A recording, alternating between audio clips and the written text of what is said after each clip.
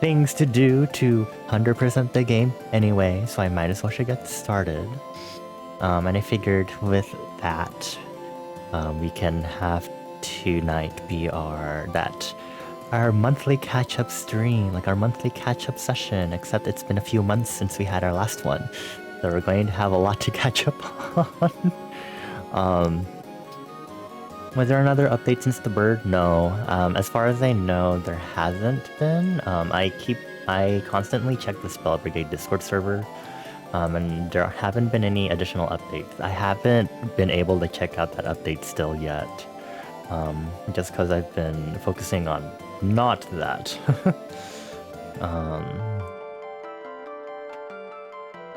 So it's now my time to check out the update. Finally, like 2 weeks in. Maybe a week and a half, but in any case, we're doing that tonight, and we're gonna be chatting, we're gonna be catching up on life, and we're gonna catch up. I guess this is like a seasonal catch up right now, because it's for the past season that we haven't done a monthly catch up, monthly mixer or anything. So this will be fun. Let me check the audio. Okay, checking the gain on my mic. Feel free to share anything about how this past winter season has been for y'all. I guess that'll be like the main. I feel like that should be the main icebreaker question for the day, but it's not. So, actually, here, let me just make a pin message. Let's catch up on life. How has this past winter or summer, you're in the southern, just watch for one day we'll get someone who's going to be like, yeah, I'm in the southern hemisphere. Any highlight? Any down lows?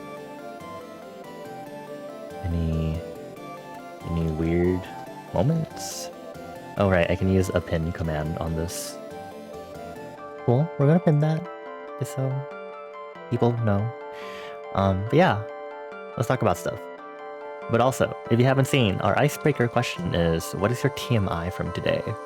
The reason for this is because I have a TMI that happened to me hold on. 40 minutes ago, I have my own TMI to share. So that's gonna be fun.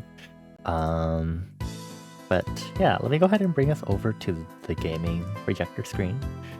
Before we go ahead and get started, let me go ahead and get the game loaded. Hello, game that's updating. That is not Spell Brigade. Oh, no, it's done. Never mind, JK. Steam just didn't fully open yet because I never looked at it after I initialized the launcher.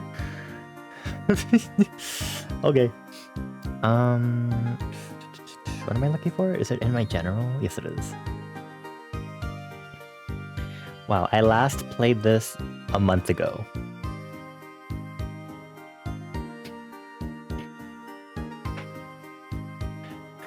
So let's... The game is loading. Hello, Bones. Mr. Awesome, I see your answer to the icebreaker is about Pokemon instead.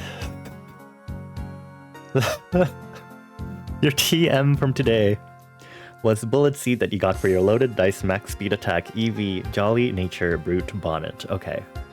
Thank you for sharing, Bones. That really is a TMI right there. A TMI about a TMA. Okay, so the game's loading. Let me just switch over my captures in OBS really quick while we're here. I know it's not responding. It's because it's still loading. Be patient, OBS.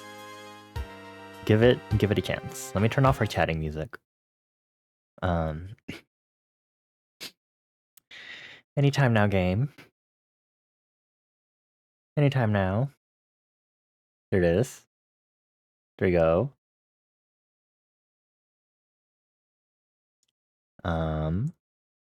Oh, it's not responding again. I saw the in-game cursor and then it's doing this again. Okay, thank you. Very cool.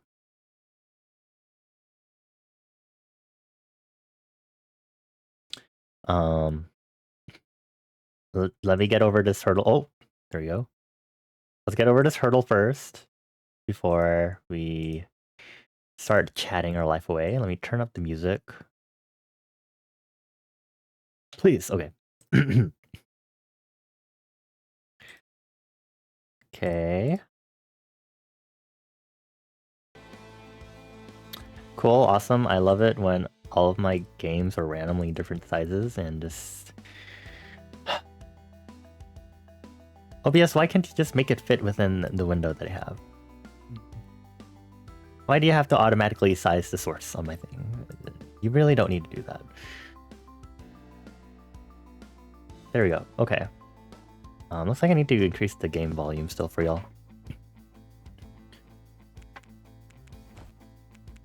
Definitely turn up the sound effects at least. And then turn up the master. When did I last play this, my dudes? Or what was I doing when I last played this?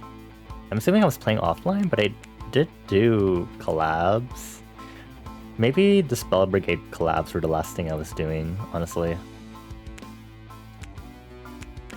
It really is technically still too much, as if you say this to a non-Pokemon player, they will think you're broken or something.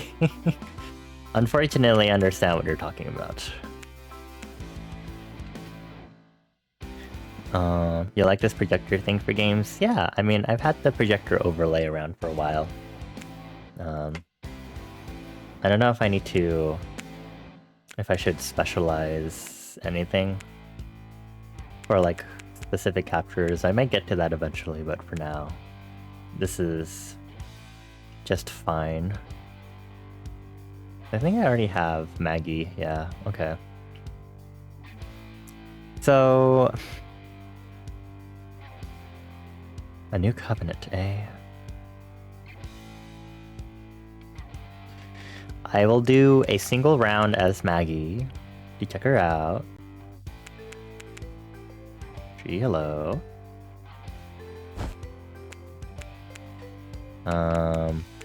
Yeah, apparently there are new outfits from the DLC. Wait, I swear I heard skin glitch for a moment. This is so extra. Gold, okay. Aliases, drumsticks, and crazy eyes. Interesting. Okay, Piss Color Bird, awesome. You wanted to Monhunt today because your brother started playing Wilds during the baby shower. You went to a baby shower? Okay. Go sleep.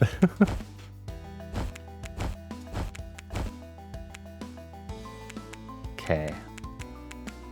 Sure, let me make sure... okay, awesome. As long as I'm not matching up with anyone, everything will be fine.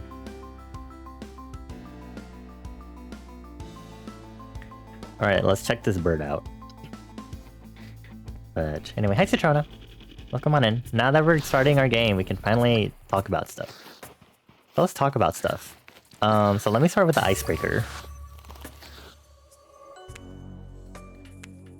Let's just do this. I guess I should also I don't think I'll be able to do it because it's not endless to get the new covenant. Because I don't think I'll have enough time unless I really only upgrade one spell, which I can. Because getting a spell to level 20... actually, that should be feasible. We'll see.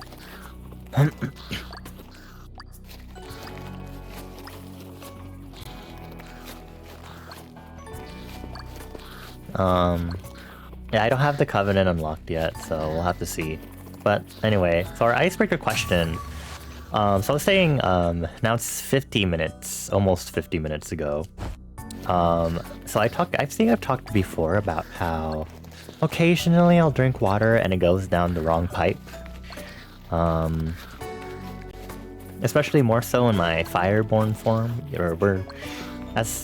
even though we can subsist on low levels of water, we still need to consume water. You know, we're like cacti in a desert. So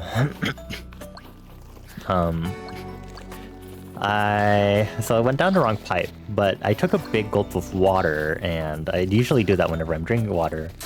So I take a big swig, so I had one gulp of that, of my water down, and it went down the wrong pipe. So I started coughing, but I had to keep my mouth closed because I still had water in my mouth. And it was like a good solid like 5 seconds of me coughing with my mouth closed, and I was like, I don't think anything's happening.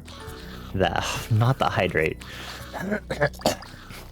I still have water in my lungs. Thank you very much. Hi, Momo. Also, yes, that's still the only reason why. So 5 seconds in, I was like, I don't think I'll be able to stop myself from coughing to swallow the water that's still in my mouth. So I was sitting at my PC in my office, and so after 5 seconds, I gave up, and I just spit the water out into my lap. So right now I took off the long sleeve tee that I was wearing and I changed my sweatpants because those obviously got wet because I decided to spit into my lap. And let me go ahead and hydrate now. And hopefully not choke again on water.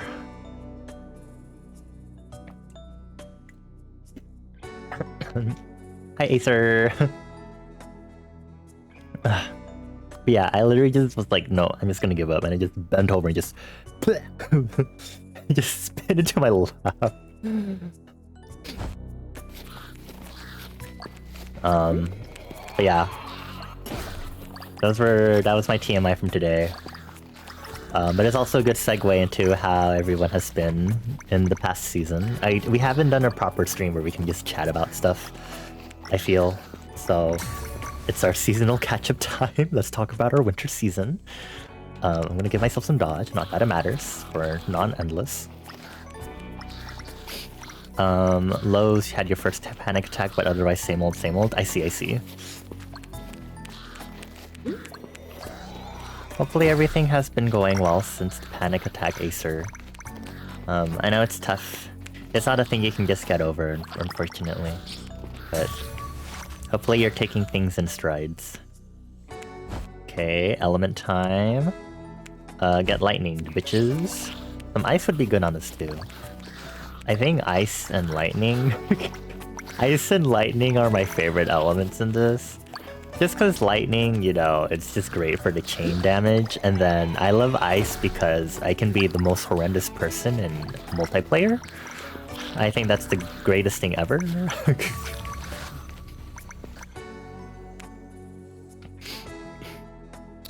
Oh man, not the epics. I'll do this one for now. I'll be nice. But I'm going to try to not upgrade any other spells for the time being. Gotta get your booty to talk to the doctor, but it's been okay. Okay.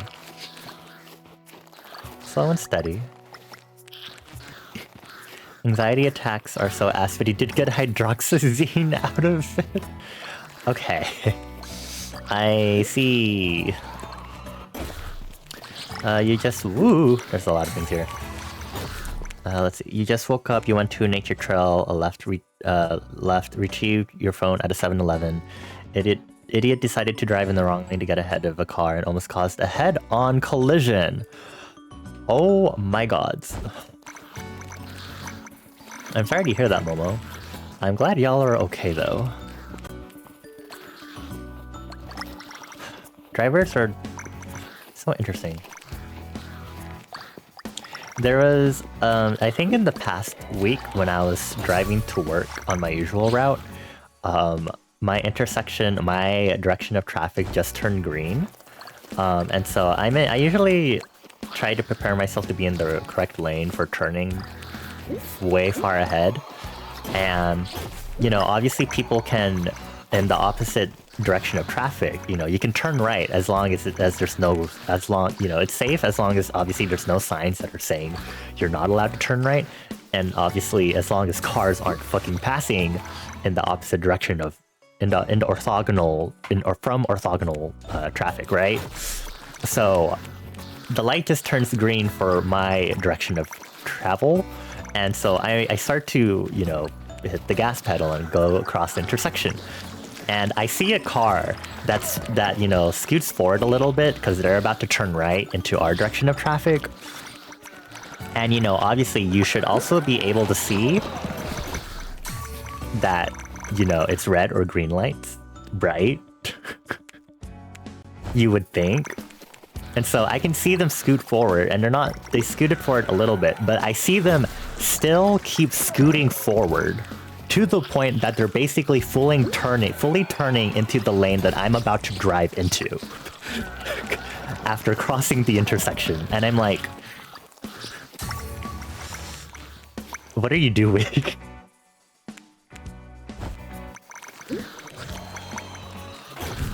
Granted, at that point, I should have just really braked to like just let them do that, but they just kept driving.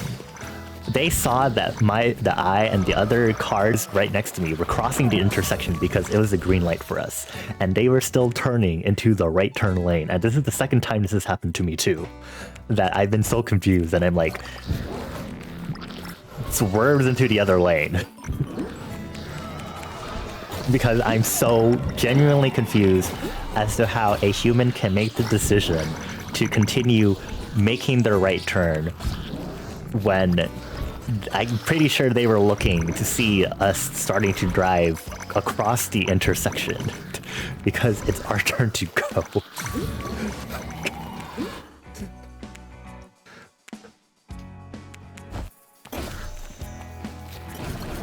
Driving is fun. It's not. Also, hi Cremoset, hi Imai. I hope y'all are doing well. Happy Saturday, happy weekend. Whoa, explosions. We're just kind of catching up on our winter season. We're talking about our TMIs for today too, if you have any TMIs. I'd love to know. I was talking about how I choked on water, but I didn't finish drinking the water, so there was water in my mouth, so I just spit it back into my lap. So that's my TMI from today. Wait, why are there circles? What's happening? Oh, is that Maggie's ability? Oh.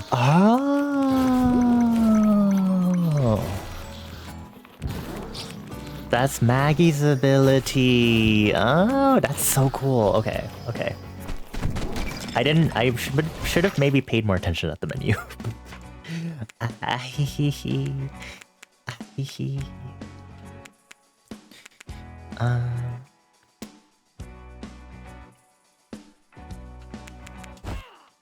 I'm just gonna reroll. Let's do this. Serum 2, yay, Serum 2! Incontinence, but car version. You're gonna be honest, drivers just seem to get worse, like from road rage to just basic driving. You feel like more and more people just do whatever. Yeah. Like, I was just kind of annoyed because I get maybe if you forget to look, which let's try not to look. Not to forget to look, I mean. I get it, there's a lot of mirrors and spots to check in general, so I understand that as someone who's like, multi-threaded processing for driving. But also, I like dead sure they were doing their right turn so slowly too that I was like, what are you doing?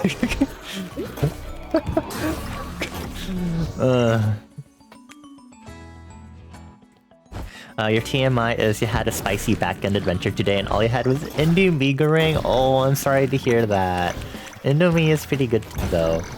After I talked about how I realized I definitely suffer from acid reflux, I think like a week or 2 weeks ago, I haven't really been having any bad issues, and I've been making sure to not like overeat, especially when I'm having my lunches at work, because whenever I order delivery, the portions tend to be pretty big, and I'm like, good, but also super full and food coma. So I've been a lot more conscious about Thunder it is. I've been a lot more conscious about not accidentally overeating too much, because then that can overfill my stomach and that can give me I get a little belchy and stuff like that, you know, the usual. And I've been actually avoiding Bulldog, I think, for the past 2 weekends because of that. And actually only just today did I finally get around to cooking another pack of Bulldog carbonara, because I was like, it's been a while. I think it was spicy. Oh yeah, those are spicy. I genuinely don't think I ever actually consciously realized or remember that it was super spicy, because I remember thinking beforehand, I was like, I want to have Bulldog again. And I'm worried that because I haven't had it in a while, that my spice tolerance will be pretty down. But I think I was pretty nonchalant about it now that I think about it. You've seen people do that during heavy traffic, like they're trying to squeeze in and cheat, which is horrible because it makes other people go into the intersection too early and risk gridlock. Yeah.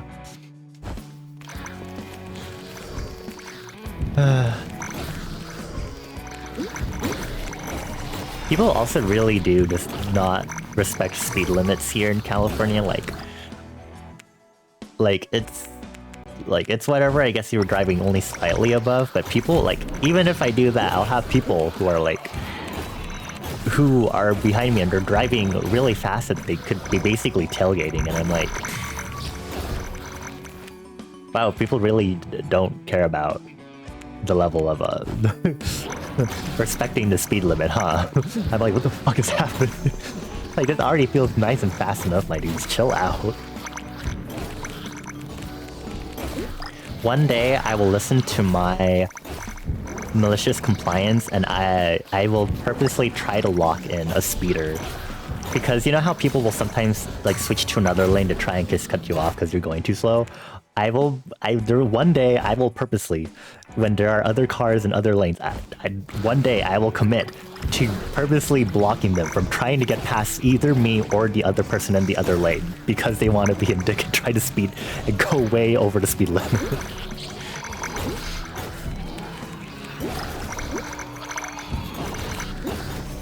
There's nothing I love better than being spiteful. I need to do this quest. You had to Karen hunt your ex and you down just because he passed her. Y'all were in the right lane and she was just mad for some reason. Followed y'all for about an hour? Oh my god.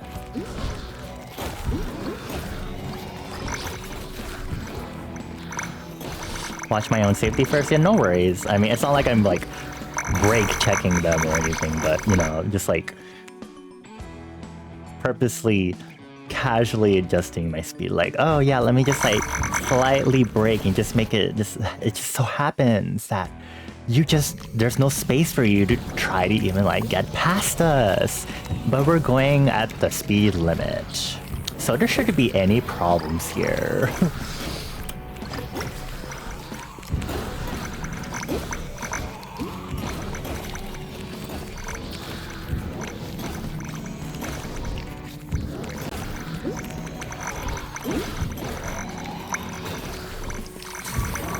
Maybe tomorrow I'll have Indomie, because I think I still have an Indomie pack or 2 left, but we're running out, so maybe I should ask my father if he can buy another box, because Indomie is pretty good, and it's not as spicy as Bulldog Odyssey, which probably would be good for my general digestive system.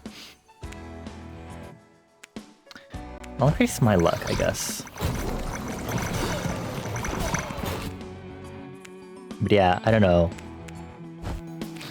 Sometimes the urge to really spite other drivers it gets strong sometimes. I don't have road rage. I get road spite over how selfish people can be on the road.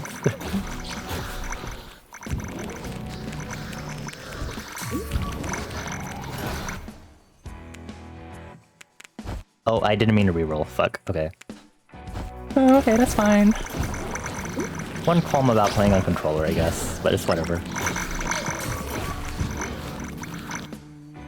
Indomie is tasty with a seaweed snack, but sometimes it feels like so much salt. Oh, I get that. I've been a lot more sensitive to salt lately. Like I've always been mentioning, like whenever I order any sort of delivery, no matter what type it could be, I'm always like, they can tone down the salt. Which is really funny because recently I went to a wedding.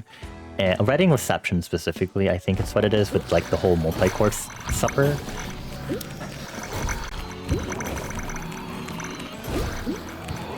So usually fish is one of the later courses. And it was supposed to be like a sea bath or something. And I was like, ooh, and we get vegetables, very nice. Nice vegetables and stuff. And so we get the fish course, and it's kind of out of order. The last 3 courses that come are either out of order or not what was specified on the menu originally at this wedding. We get served white fish pieces, white fish fillets that are just plain pale, and the only other thing is a drizzle of like a sour chili sauce. And so when you go to enjoy the fish without the sauce, There was no salt or pepper. Not even a squeeze of citrus. The fish fillet itself was cooked but plain, and the only flavoring was the small amounts of drizzle they did across the plate that they put on our table for the course. And I'm amazed that that is an actual time where I can say something was not salted enough. For once, as of late, given how much I've been complaining recently about things not being salted, and about things being salted too much, I mean. Everyone at my table disliked the fish. We were all talking about it, not having even any basic level of seasoning.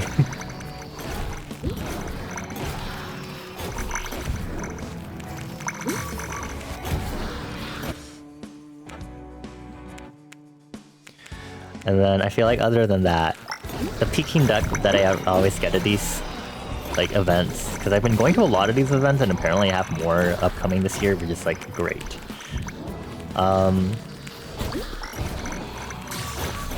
One event that I went to end of last year was really great. Food was top notch, and all the other events that I've been going to after have been not top notch. So I'm really scared because it's most likely that the courses will be just the same type, where we'll do like the cold cuts. Cold cuts, some of them are pickled too. And then we'll do soup. It's not shark fin soup, but I think traditionally would have been like a shark fin soup, but otherwise something similar. That's seafood base. I forgot what we do after, but at the one I just recently went to with the bad fish, we did get abalone, which I was very happy about. But I don't remember what it was at the other places.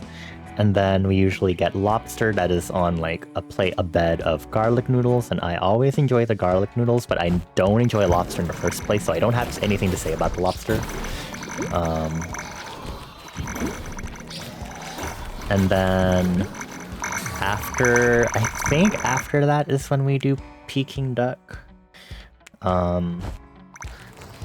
Ever since I've been going to a lot of weddings. Ever since the wedding I went to last year, this is the only one. Meanwhile, I'm going to apparently multiple weddings this year for distant family members. It's great. Not really. The Peking duck is whatever. I like duck. I do really enjoy duck. Whenever we have it occasionally, it's such a treat, especially for like Lunar New Year and stuff like that. The buns that they served with the Peking duck, ever since after the events that I went to after the wedding last year, all of the steamed buns, because we do the big steamed folded buns at those events consistently, those buns have always been overly chewy. But the one I had at the wedding last year, end of last year, was nice and fluffy and not hard and chewy. So no steamed bun Peking duck dish has been able to live up to that so far. In the past 3 events that I went to after that, because I had like a baby shower, and then there's a Lunar New Year party, and I think a wedding, and then I'm gonna have more weddings. The Peking duck dishes since the buns have not been able to meet my standards so far. I've never had the pancakes. I've seen that traditionally for Peking duck it is supposed to be that, but I've only ever had it with full steamed buns. Did I get the fried crab claw thingy? No. Oh, there you go.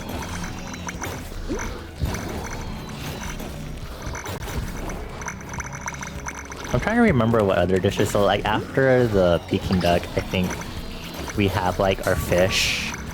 We might get vegetables like steamed greens of some sort. And did I get the relic already? And then some sort of fried rice, and then a fish. And then we do dessert. So they served the fried rice and the fish out of order. And then the dessert apparently was supposed to be taro pudding, I think?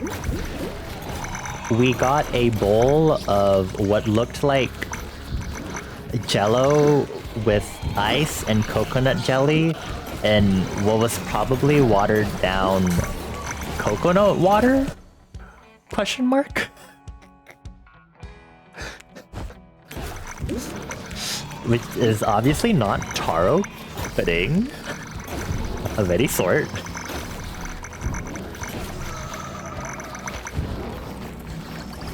No, it was not like the taro dessert food. Not, it wasn't like tapioca pudding, if that's what you're thinking of. It was like a watery thing that had like jello cubes in it. Like, yeah, like hollow hollow basically. Yeah, Citrona, like hollow hollow because it had like red and green cubes. And I think like some jello, and it had lychee in it. And I was like, this is definitely not what this was supposed to be. I don't think there was any taro in it whatsoever. Because the fish was supposed to have vegetables, we didn't get vegetables with that fish.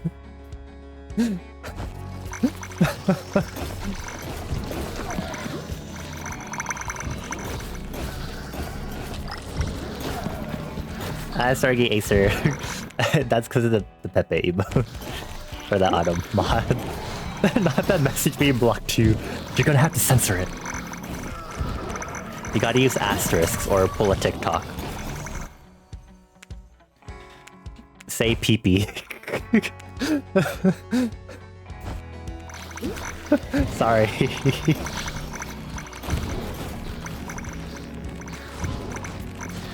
Yeah, any other time we have Asian desserts, it's like the...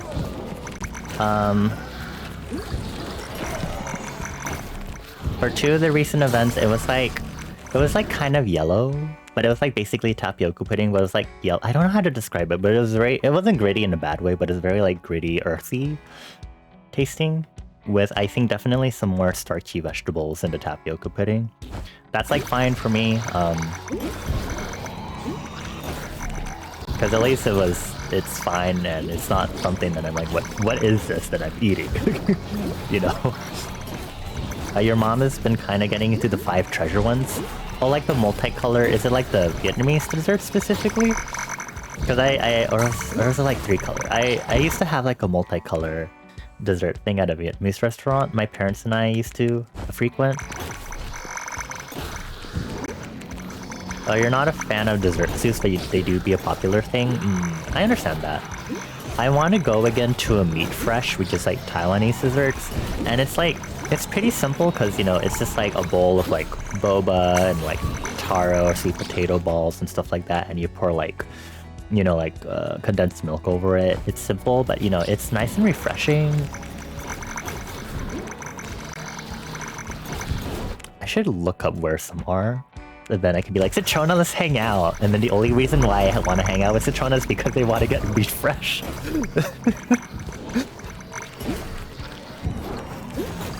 I think it'll especially be good especially because we're finally getting to warmer weather in our area. Finally.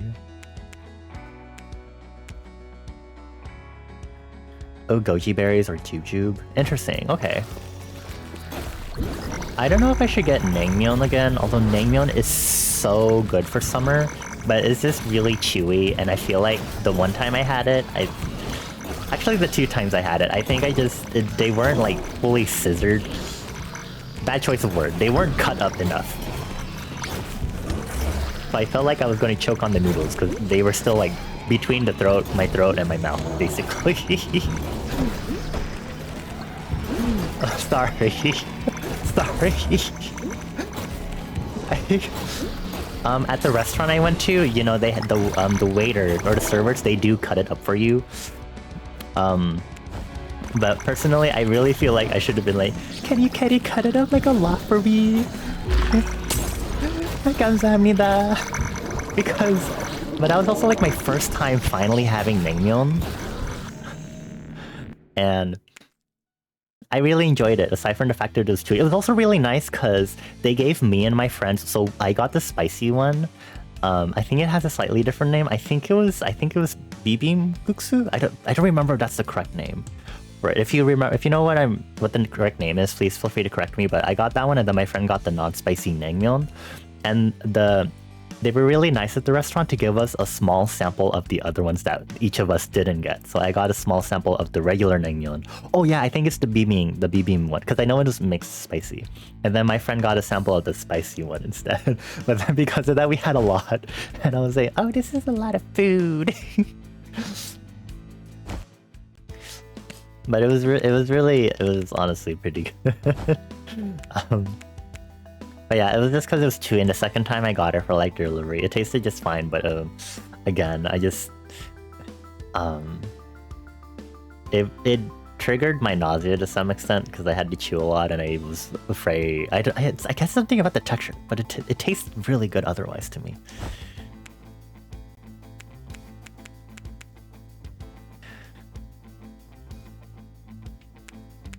But yeah, we could get naengmyeon Citrona. I know the place that there's a good amount of places where we can just get a lot of different Korean dishes. So if you wanted like naengmyeon or sujebi, if you wanted to just go basic and do like tteokbokki or jjajangmyeon, we can do that too.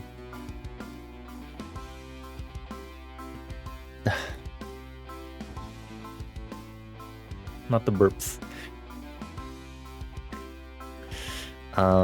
You could look up cold kimchi noodle recipes, similar to naengmyeon, but lets you sub vermicelli, so it's not as chewy.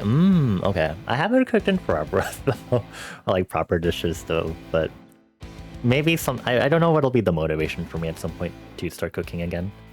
It's so real, though. If you spend too long chewing, it just kind of makes you want to throw up on principle. Yeah. You're the Filipino you can trust because you're bad at spicy. Never trust a Southeast Asian when they say a dish is not spicy, especially Thai and Filipino. So I'm Cambodian. Definitely should not trust me when I say it's not spicy.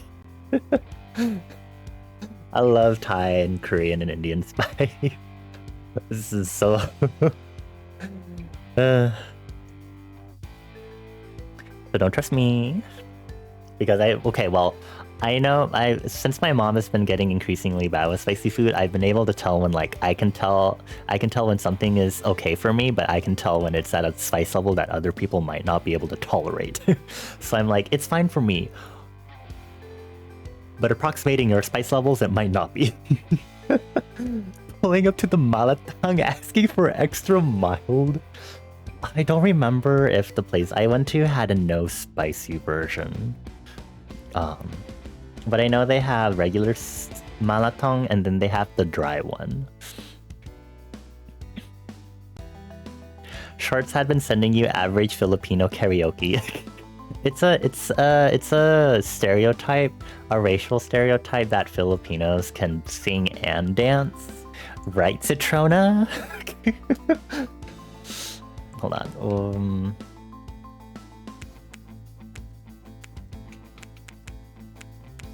Should I upgrade more of these? I think I can do like one upgrade though, but...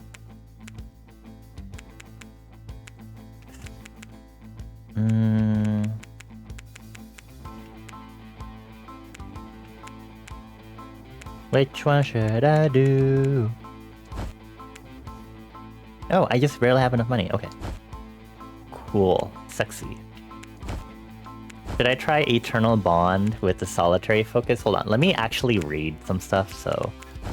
So Maggie knows the location of objectives faster and knows the location of health potions, magnets, and oh, they're called magnets? Okay, sure. Relics. Signature spell, Aurora Rings, right. Okay. Her lore is half... I think I kind of read this, but only a little bit. Half bird, half mage, allegedly. This one is as alert as she is resourceful.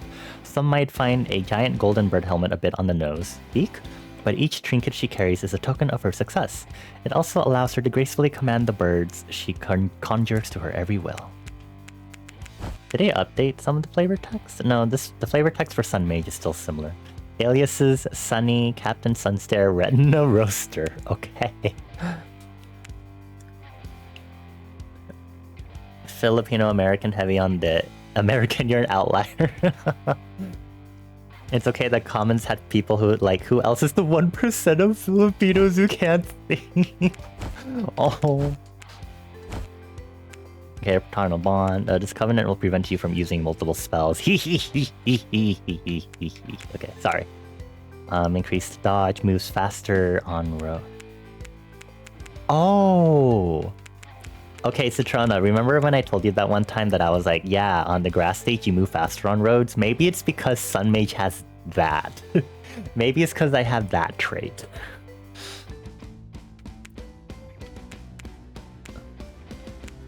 Did they always have that trait? Because, I don't know.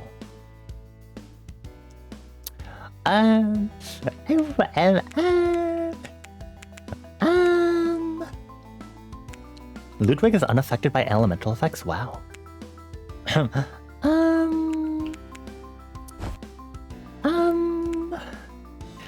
I was just missing information. Oh, was it a recent edition? Because I'd played before this update got added, unfortunately, and I like noted it before the update came out. So I don't know. I don't know. Anyway, I'm gonna do an endless run. You love using Thai hot pot as a hot pot base? Ooh, nice. I personally don't enjoy a hot pot too much, but when I went to the Malatong place, because I got Malatong for the first time a while back, which I think was when I was also telling y'all about my learning of acid reflux. I was like, wow, I like this a lot because I can actually choose what I want in basically my hot pot, and I'm not getting stuff that I don't really care to eat. Because, you know, typical hot pot, they'll give you like a box of veggies and stuff that you'll use for it, but it's always a preset set of stuff. Sorry. Hi Muffin, thank you for the quiet hello, I hope you're doing well. Welcome on in, happy weekend. We're just talking about how things have been for us in the past season. We're talking about food specifically, but, but food is important. You wish you could spend $10 a month for 25 months to rent to own Serum 2. Sorry, my mind immediately went to, what if I just give you money to get it? Because I've always liked that with my friends. It's funny. I think it's funny that my love language is I love gifting and giving it to my friends, but not receiving it.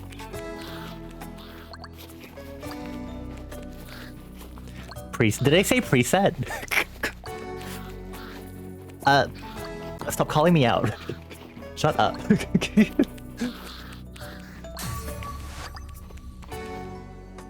At least I didn't say like patch or something, okay? That would have been just some weird thing to say. Yeah, they give you patches of vegetables to use when you're synthesizing your hot pot waveform.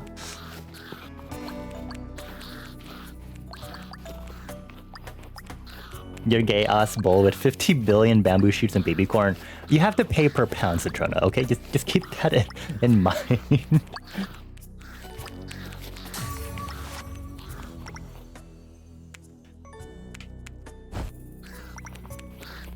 Oh my god. You mean you'll pay for it or Chris will pay for it? Anyway. I am planning for May, by the way, in regards to us having some hangout around your birthday time, just letting you know. So I am like anticipating it.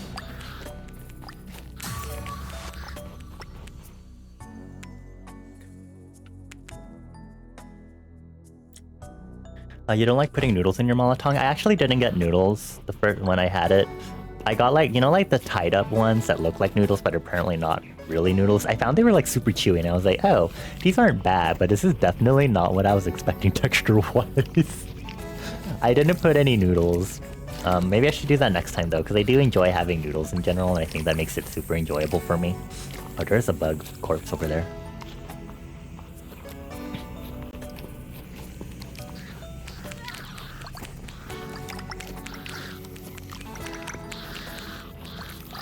Can't wait to get giant solar pulse. Vermicelli might be better because the first time you use udon they got really soggy. Oh.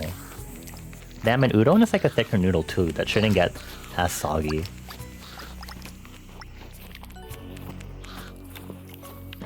I'm not a big fan of vermicelli because I feel like vermicelli is still a bit chewy for me, actually, which I don't know why this occurred to me now versus when Acer mentioned it for kimchi noodles.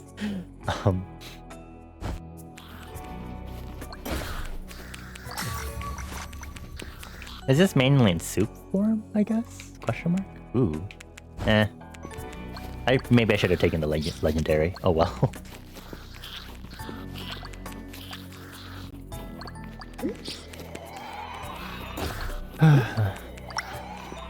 I really want to get jajang tteokbokki soon.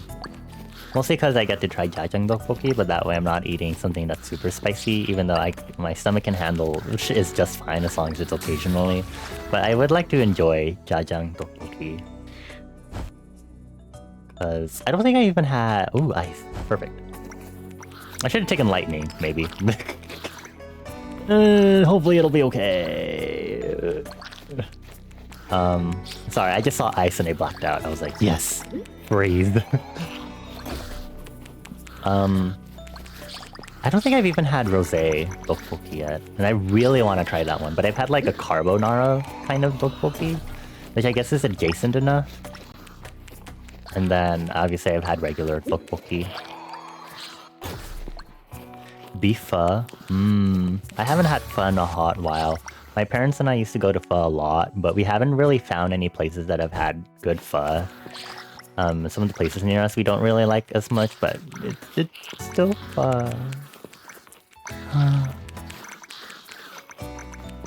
Oh, raboki. When I first made tteokbokki at home, like fully, or was I using a pack? I think I basically ended up making a raboki, but I found I didn't like it because the default saltiness of the instant ramen pack that you put in makes it super salty, and I personally didn't like that.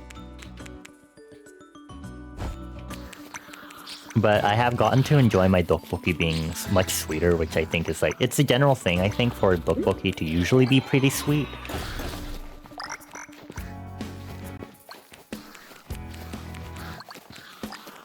Indomie raboki sounds really good.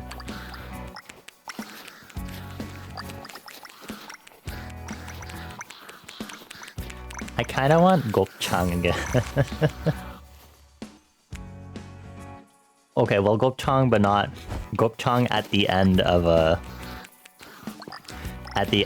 our time of Korean barbecue, where everyone has to stare at me and Mika because we're trying to cook our gopchang.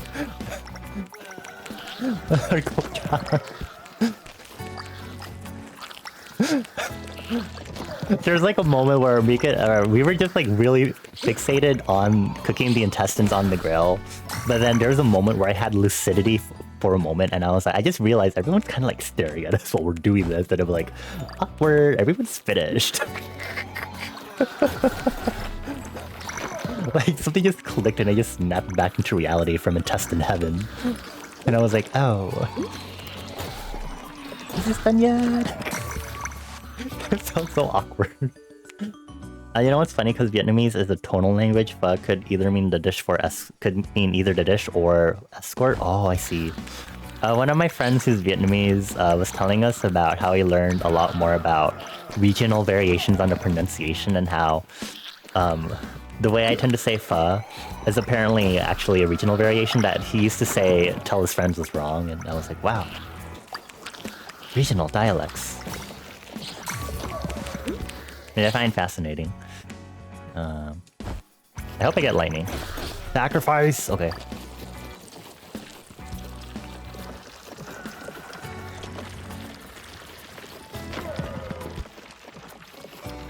I don't know how specific cultural foods are in prices.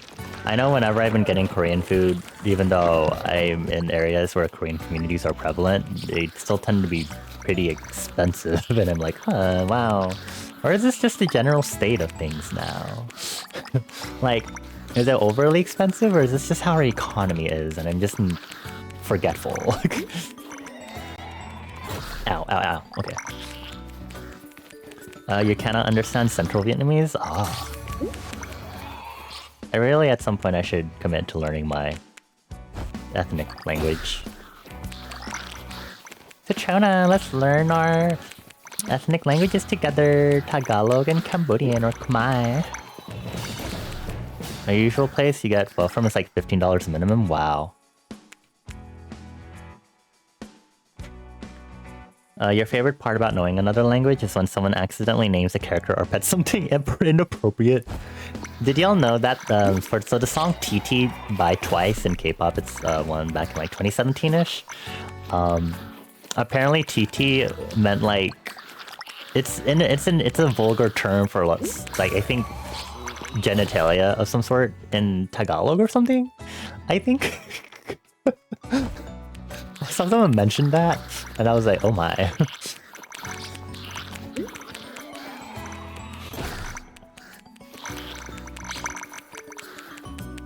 The central dialect is incomprehensible to you? Aw. I think my parents have a particular dialect too. Whenever I search certain things up in Khmer, and then they say some stuff, and I'm like, it doesn't sound like how my parents say it, so maybe it's a particular dialect that they have. Perhaps it was secretly intentional. TT is named because TT is like a sad face. Because it's like, I am like TT. Just like TT. 150 at home? Oh my god. Tell me that you'll be my baby. By the way, y'all, I still have Stacy's Bebe on repeat. If you've been wondering if that's still been in my head, it still is. It's lightning! Okay, cool, awesome. That was a lucky infusion. Wait, you can re-roll infusions too anyway. I didn't note that. You know, 3 dialects, southern, central, northern. Oh! Oh wow.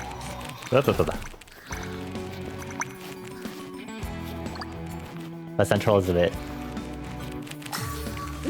bit incomprehensible. Let's see.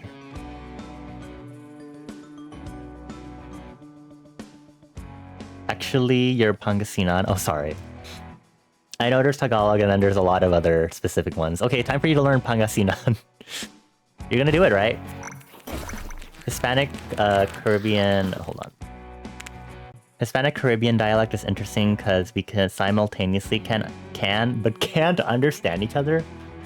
Why is your message shaking? Oh, it's because of Hispanic. So the keyword that's there's a few keywords that makes your message shake. Hispanic has the word panic in it.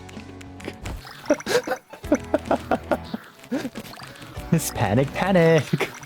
Oh boy. Are you glad there's a teriyaki place around here that does Grace yakisoba for like $7 and it's enough for two meals? Nice. Ilocano too? Oh, I see. Okay, I'll let you figure out your language learning, Citrona. Have fun. I'll just focus on Khmer. The pronunciation is interesting, so that'll be more of the tough part.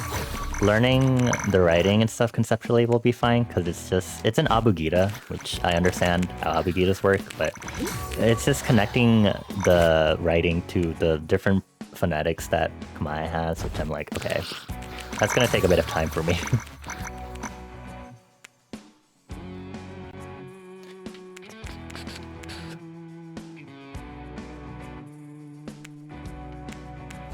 You have a Cambodian friend that speaks, but you don't remember if she knows how to write. I really want to learn how to write and stuff, because the writing system for Cambodian is really pretty. Especially depending on like the script you use, because some of the signs that we have really ornamental typefaces that makes it look really pretty.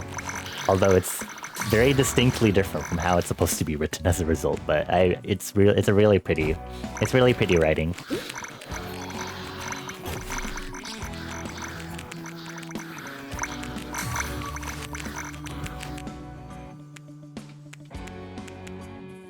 Just maybe. Hey, is it relic time? Hold on.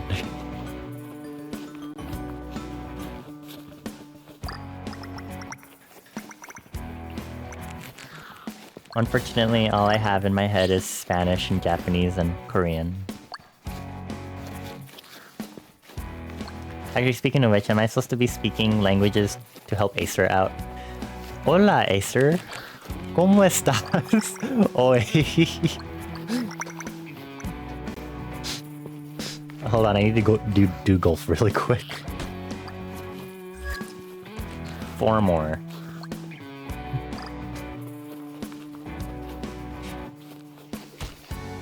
Acer, are you combining different languages? Are you speaking Spanish or are you speaking something else?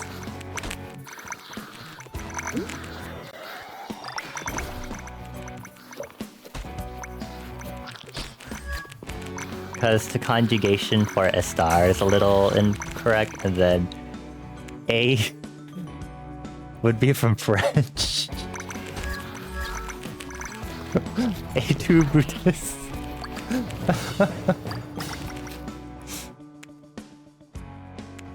Do I just... Oh, I just have no more augmentations. Okay. You don't know what you're doing. Oh, okay.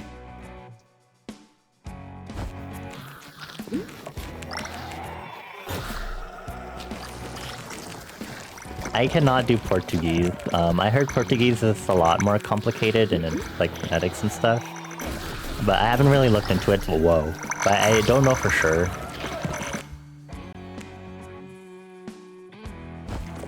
Welcome back from ads. Hold on. Okay, fully welcome back from ads, everyone. Spell size, again. ¿Cómo se dice no habla español? Listening to Portuguese after learning Spanish and Italian makes you feel insane. That's so interesting. I would have thought Italian to be the most complicated in Romantic languages, since Italian is considered really close to Latin, and Latin is its own beast. But Portuguese seems pretty complicated on its own too.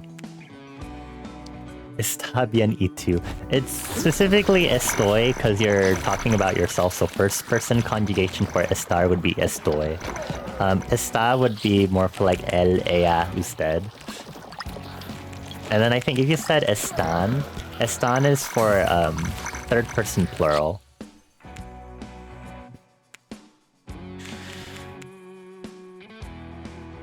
Latin itself isn't that bad, but you might be biased. Okay. They good at you.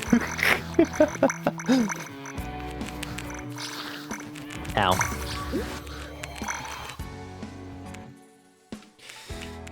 I should learn more Spanish because to some extent my world building our inn, so aside from our inn being in liminal space because that's more VTuber lore, our inn where I work is located in our world's equivalent of Spain, but more adjacent to an English Little London. Basically. Unfortunately, I know enough Spanish that I probably would be fine. But I'll just do the thing where, like, assume this is English and or Spanish. Do I still want your Italian textbook? I'll probably be fine for now. It's not necessary. You took Latin in school? What the hell? Oh, you only had to learn how to read compared to speak? Oh, okay. Okay.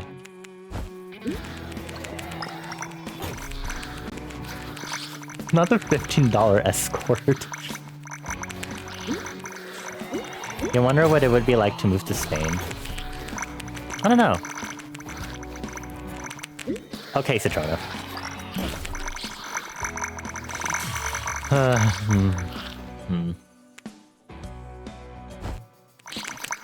Anyway, there are projectiles everywhere.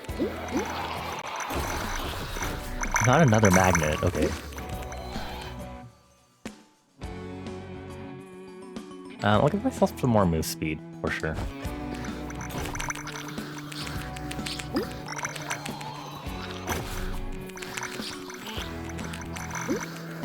What if we just started speaking sizzle sizzle, primarily in Spanish, sizzle pop. Burn, burn, sizzle, sizzle, pop. Sizzle, sizzle. At least I can manage in Spanish to some extent. Because I think vocabulary-wise, for Japanese, I'm definitely lacking. But Spanish it's English, because I learned English. And then Spanish I'm pretty good at. And then Japanese. And then Korean, substantially less so than Japanese. Although I refuse to learn kanji. I tried, but I'm not gonna try again. Sizzle, sizzle, pop, pop. I hope you enjoy your fire sound effects. Thank you, Krema said.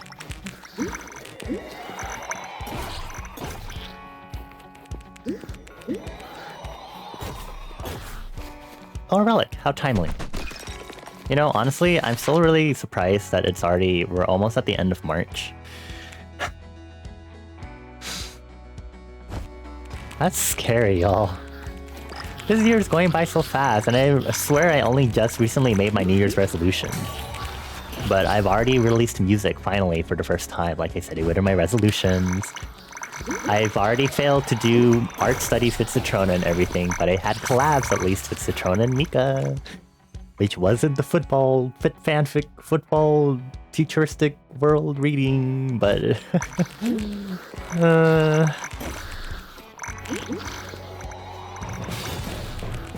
You're old too. Shut up! You youngster! And, let's see, what does that make me? What does that make me?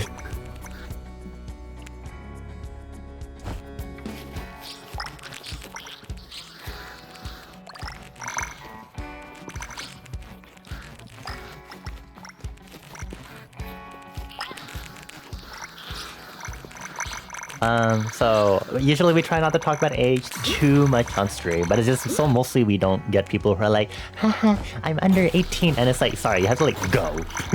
Which I guess they should mention that then. I am 26? Not me being like, wait. I don't really remember. Hold on. Give me a moment. I'm a 98 liner. 2, so 25. So I will be 27 later this year.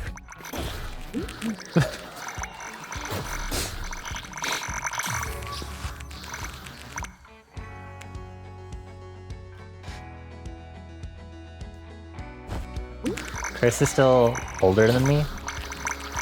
Is Chris actually older than me? I genuinely thought he was younger than me. Is he like also a 98 liner? Wait, I'm older. Okay. You're 2 years younger. You're spreading misinformation. Thanks. Good job. Oh, he's 99. Oh. So relatively more relatable to me than you are, generation-wise. These fandangled kids with their iPads. Did you see Stream Elements tweet? They're doing research on elderly streamers 23. What do you mean? Elderly? I can't believe that. What do you mean, Uncle Stan? No, I don't want to be an Uncle Aunt. I can't believe this. Y'all need to shut the fuck up. What do you think? How do you think that makes Muffin feel? That he's like almost a decade. He has almost a decade on me.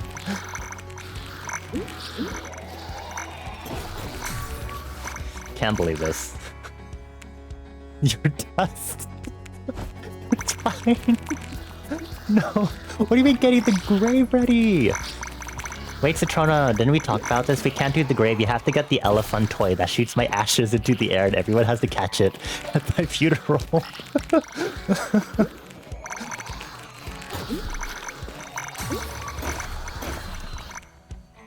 And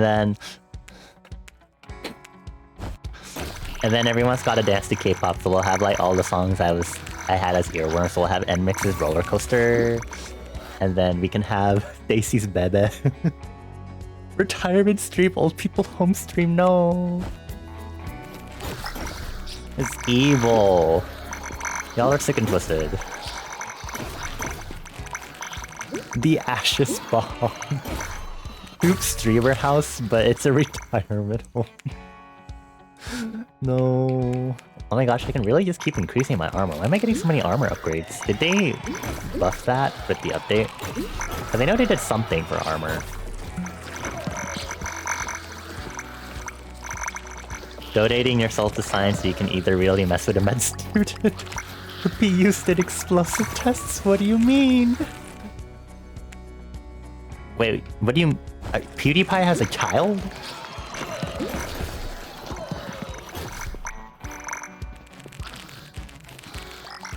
What? Okay. Oh, Bjorn is a nice name. But also, what the fuck?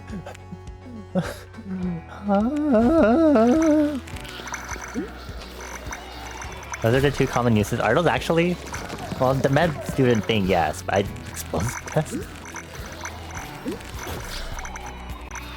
Retirement center fees. Economy. No matter where we are.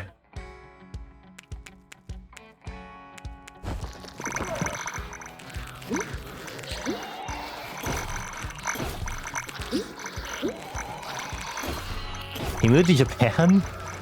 How would you do that in katakana? Like Byo you can do, but then how would you do the rest of the name? Like Bjorn? Bjorn?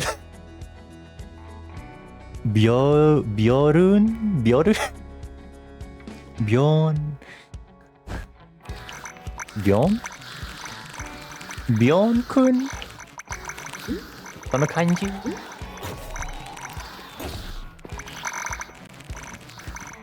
This is like when I learned that Bonnie in Japanese is actually Boni and not Bonnie, because technically it's pronounced Boni and not Bonnie, depending on the English accent that you're using, because our British friend and traveler that frequents here occasionally. Really behind on the PewDiePie. Shut up! I don't watch PewDiePie. I know nothing about PewDiePie. Thank you very much. I was a Markiplier and Jacksepticeye fan growing up. Okay.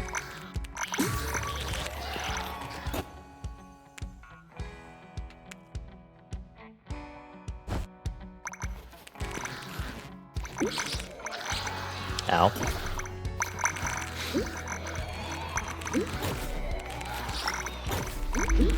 Boss time, boss time. You knew there was a reason you immediately vibed with Bonnie. It's not because I'm hot and sexy and everyone wants me.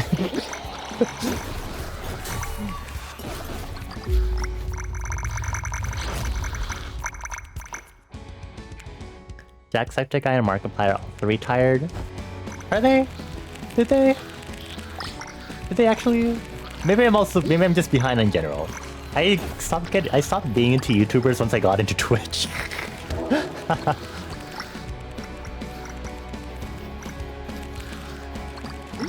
So excited for Iron Lung. Submarine, not the popcorn bucket. Gods.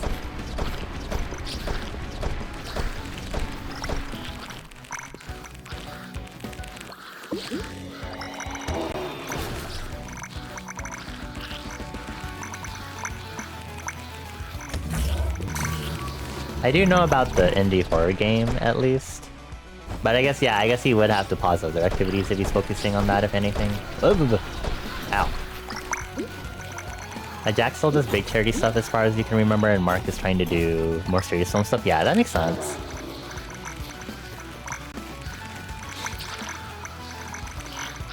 Yeah, Jack's got like the coffee thing, and I think Jack is no longer with Cloak, right? And then people were making a whole drama about, I think Jack stopped following Mark or something, because I remember Satrada and I were talking about it in our drama channels. They were like, oh my god! Drama!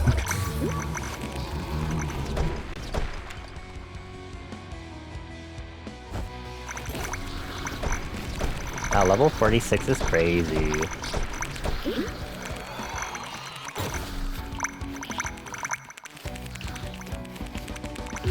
Yay! Cool. I think there's a relic to be found.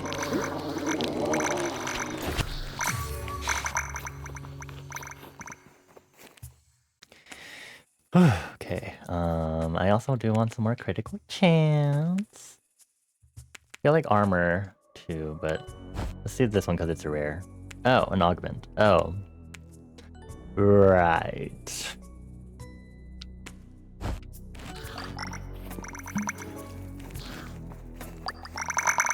Okay, now it just looks like my solar pulse icon on the UI is just glitching because the cooldown is so fast. Oh, there's a relic. Excuse me, I need to get this relic, please, thank you. Oh my god. Healthy growth. They didn't add a relic viewing thing still yet, huh?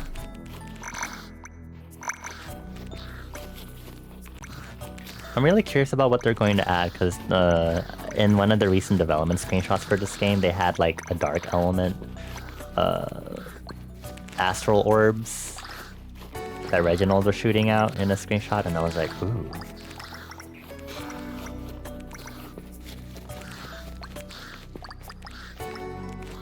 If you haven't played any auto shooter game, TBH, it's a genre that I honestly haven't really played much until when Citrona and Bones introduced this game to me, and then I was like, you know, this is really fun.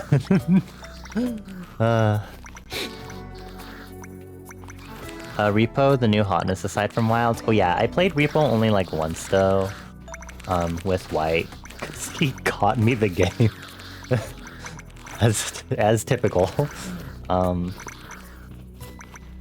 It was only the two of us though, and we got cheesed by the monsters, and I was like, okay, well. He said it's a lot more fun with a lot of people, so hopefully we can get a bigger party for the next time we decide to play again. I have web fishing. I feel like I've no longer heard about web fishing as more games came out, which I'm like, sads.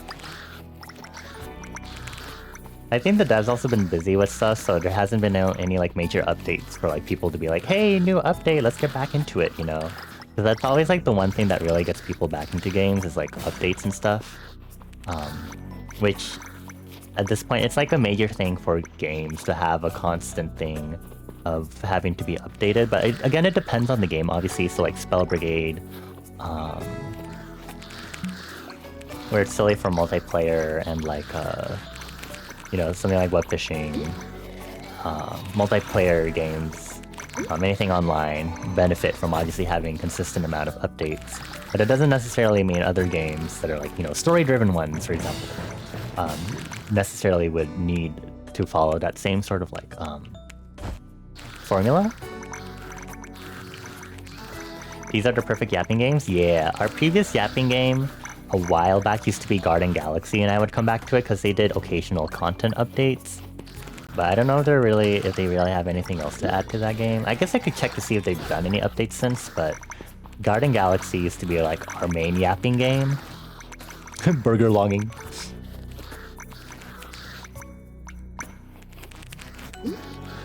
Web fishing really thrived during that, during where you think games were more niche like Balatro and Hades 2.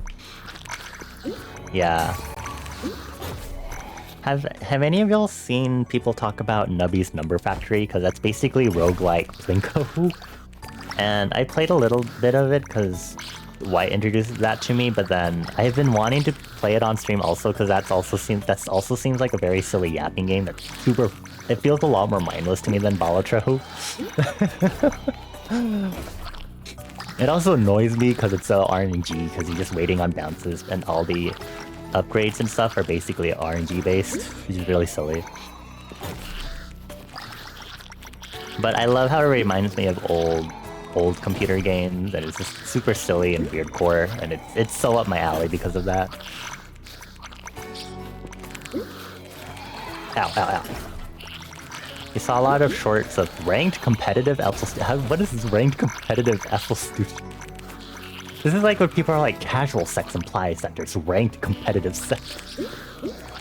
I mean, I get doing like competitions or anything as like a community thing, like, or like fun prompts stuff, like, you know, like, hey, let's, like, you know how we have Music Mondays, which is more for me, but you know, it's like, here's a prompt, let's make music, you know, that sort of thing. But why ranked? Ranked would just be going into the industry.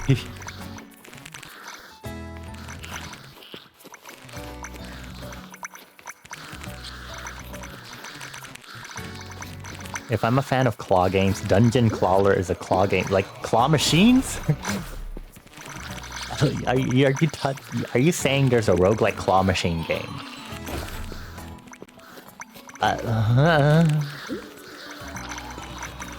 Y'all, is this the isekai of the game world? Where isekais pervaded anime to such a heavy extent? Is it roguelikes now? Is this what's happening?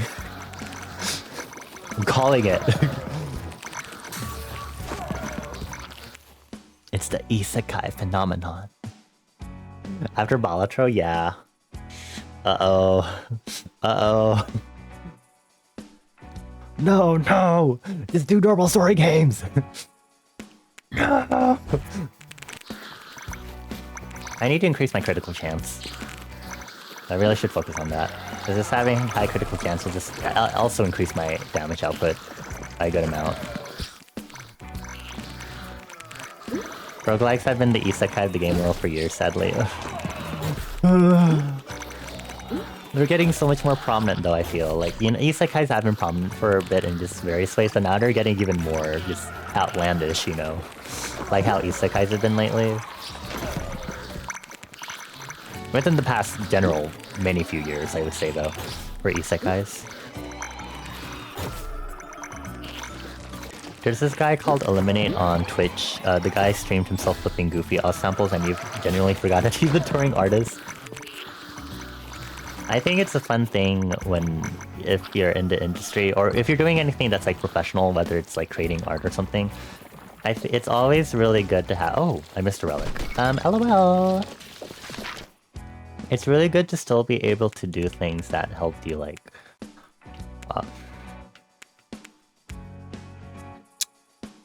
that help you enjoy what you do.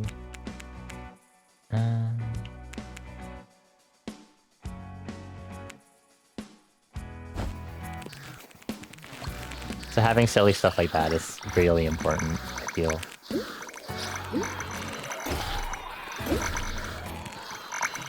I think that's like a core thing for Digital Fusion too. We're trying to make music that really like, is what I'm seeing in the community, and I'm like, oh, I do vibe with that. Not that I'm necessarily in the community, but I am like, I do fit under the label, and I'm like, I wouldn't really know where to throw myself into said Digifood community, but...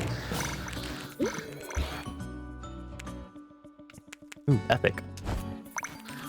Hold on, I need to catch up on messages. Whenever a successful solo dev that doesn't really code like a programmer gets a lot of attention, it really motivates people. Yeah, that makes sense for sure. I think... There was a game though, it's like a mobile ad I saw recently, I think, on YouTube. And it was ripping off of something. I don't remember what it was, but it was like this and that, but it was like, it's literally using the exact graphics from a game, but it's like, I forgot what it was though.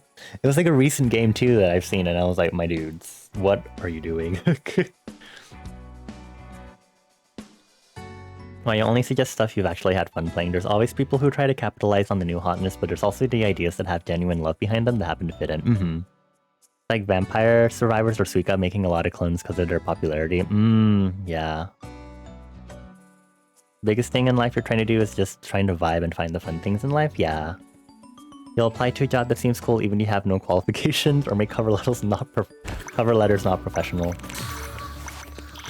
Just make sure you can support yourself, because that's also like the one qualm thing about that, is that it's also hard to be able to do things that are fun if you also need to make sure, if you're struggling to make sure you have a place to live and are able to eat and stuff.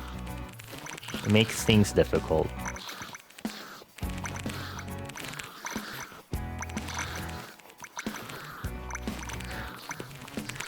Flying gorilla game. Yeah?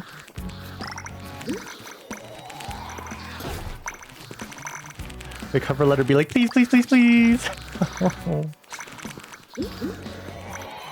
Me trying to make sure my work doesn't go bankrupt.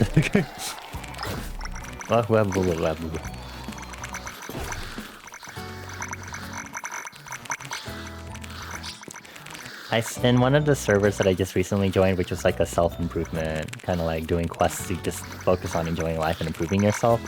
I think the owner,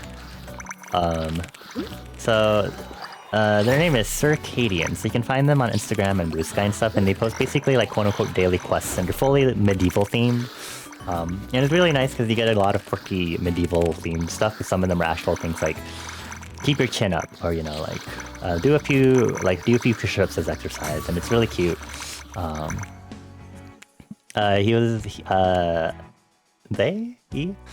They mentioned in their server how one thing you can do is when you're looking for jobs, early applicants tend to have a better chance for interviews and stuff. So what you need to do is, I forgot what website it is, but like when you search for like if your filter is last 24 hours, the URL would have a timestamp that's in like milliseconds or something. So what you need to do is decrease that so you get like job postings that were posted in like only the past like 3 hours at most. It's crazy to have to do that. Genuine question to Bonnie in chat. Nail polish color, metallic green, purple, matte black with gold flake, or black with silver flake. Oh, I like the sounds of the black with the gold/silver flakes, personally. And then the purple, I would probably like if it had like a glittery sheen to it. Like a purple glitter, maybe? There are so many potions, oh my god. Oh, I'm at level 50. Oh, wait. Level 50 solar pulse. I wonder if at some point I can just start standing here.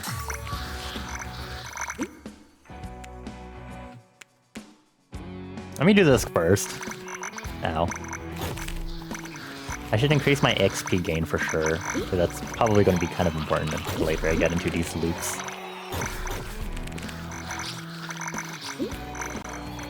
Absolutely love calling things for self-improvement and mental health quests. Yeah. It's really cute. I really like it.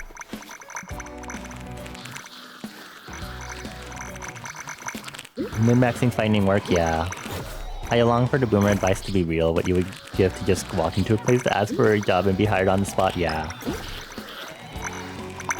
Genuinely, nepotism really be the way to go, in regards to like friend level nepotism. Like if your friend can get you a position or something, you better fucking go for it. If you can manage, of course. I know Xer, you had that experience recently, but obviously if it doesn't work out for you, then it doesn't work out, you know.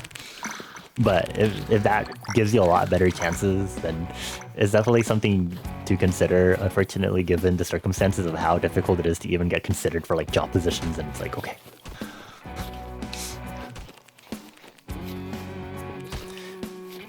I would consider myself grateful for basically kind of having that for the job I have right now, fortunately. I was like, yeah, I gotta have a reference. So, someone who's referring me here. This works out very well in my favor, fortunately.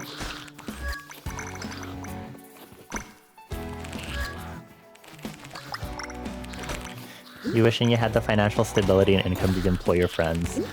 Well, if you ever need freelance graphic designer or a pre-press technician, let me know. Or anyone to do secretary duties, because I love working with spreadsheets. And I can, if it's remote, haha, even better.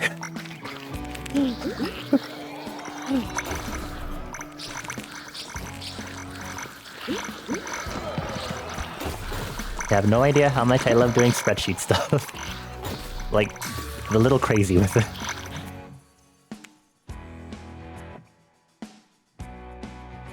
Most of your jobs have been from friends or luck, not even charity, but like being able to provide work experience for people to get on their feet. Mm-hmm.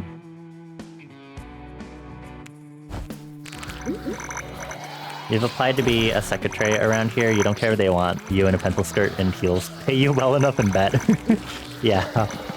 Like, if it's nice menial work, then, you know, I'm chill with that, because my brain really likes adjusting to that, as it so turns out.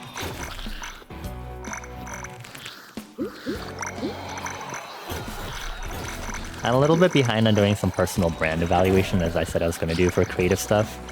But we learned about some things of like the difference between a hobby, a job, a career, and a vocation.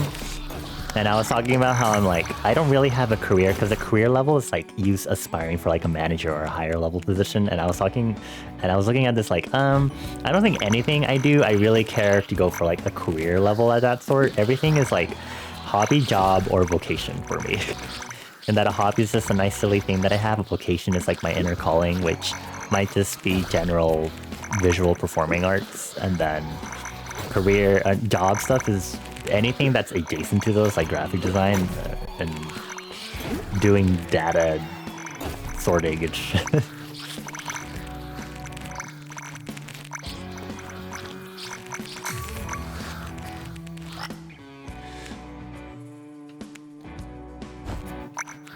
Like, I am okay with having a job or being in an office cubicle. I don't want to aspire for higher positions necessarily.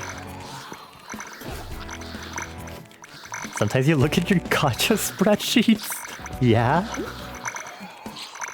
Hi Milo, happy weekend. We're chilling. We're catching up on this past season and we've been talking about food, we've been talking about job searching, languages and stuff. This game auto-saves, but I will try to stretch as soon as I can get the path out of here. Hold on. Just slowly make my way out of here. Thank you. If I'm not trapped. Okay, let me pause the game so I can... Actually, I'm about to do a level up. Now, let me also catch up with chat.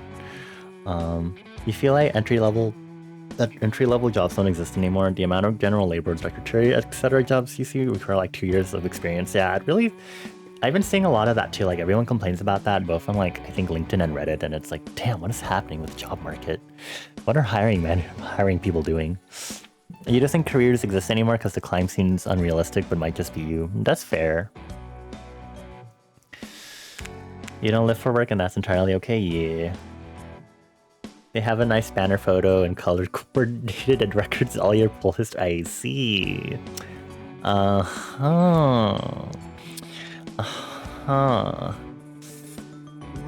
Big body stretch. Okay. Let's do some more critical champ. Keep boosting it. Now it's above 50%. We're more likely to win the coin toss now. I hope you're doing well, Milo.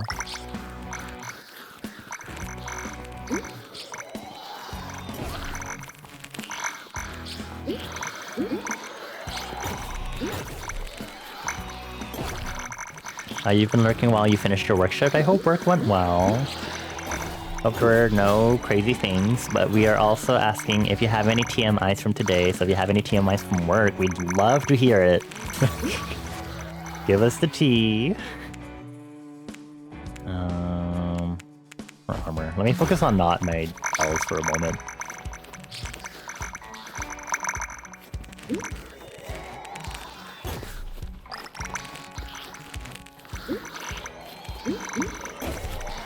It's weird talking with either my parents or my boss about work stuff, and then they're like, but how do you think it'll go, like, starting your own business and stuff? And I'm like, I mean, I guess technically me doing art and music stuff would be adjacent to that, but otherwise it's like, I'm not going to go actually make a whole ass storefront or anything, my dudes. Like, I do not care to strive for that.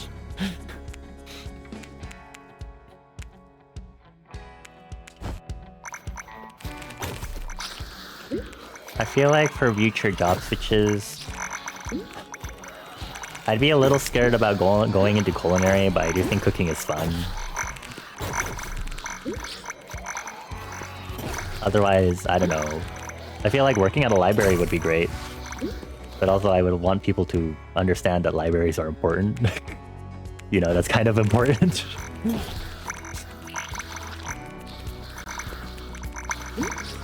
Redbubble. I was considering Redbubble, but I don't know if or when I'll actually start doing that sort of thing, because I'm actually not really good at doing sticker designs. I know I released my own merch last year for Halloween Party, just for funsies, to participate and try it out for the first time, but I'm really bad at like figuring out what to do for like, what would be good for like merch designs, you know?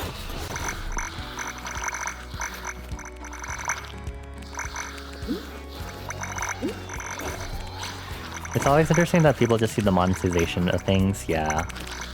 Library's hard to get into, I probably have to go back for library information sciences, yeah, but at least it's something that I'm sure I'd enjoy.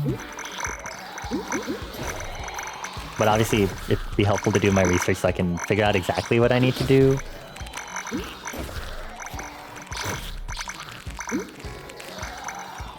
But I feel like I definitely would have more genuine enjoyment of it than when I was doing my STEM degree. We've been trying for years to get into the library just as a book reshelver, and people don't want to leave. It's like the government. It's a company nice job, I get it.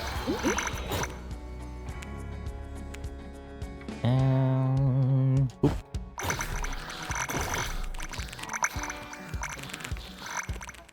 I think I have an empty Redbubble account already. It's been sitting there for years, and I just never got anything set up for it. Wait, what was our... Oh, fuck. I completely forgot about doing mushrooms partway through. Teehee. Not that it matters, because I don't have any more augments to do. Other than just for my spell level up. You don't have any tea from your work today, no tech support calls, and no equipment went down. Oh, that's good. A nice quiet day. Not too bad. I also need to do XP gain, right? I've been a moderator for years. In multiple forms, so it's almost instinctual at this point. Interesting. Moderator Muffin.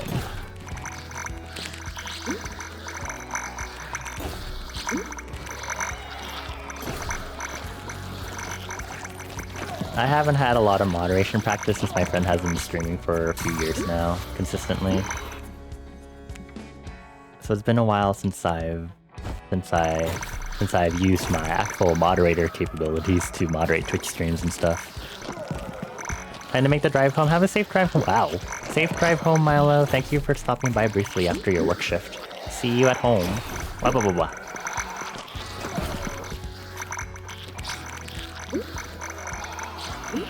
Oh my god, these dogs, please.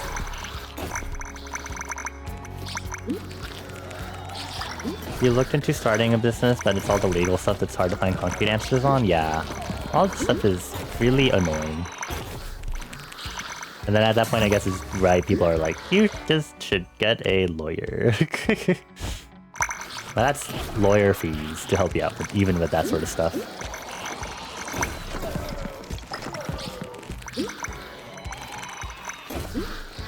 Oh my god, Muffin, what the heck? I'm sorry to hear that.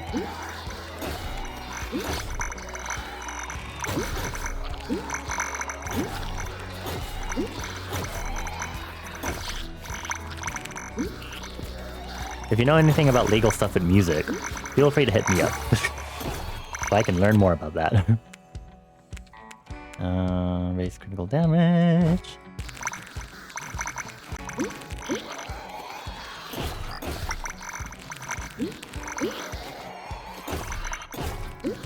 We're only on loop 2. It feels interesting feeling limited already because you only have one spell to work with.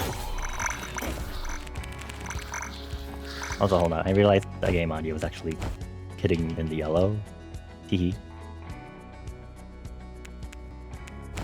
Okay.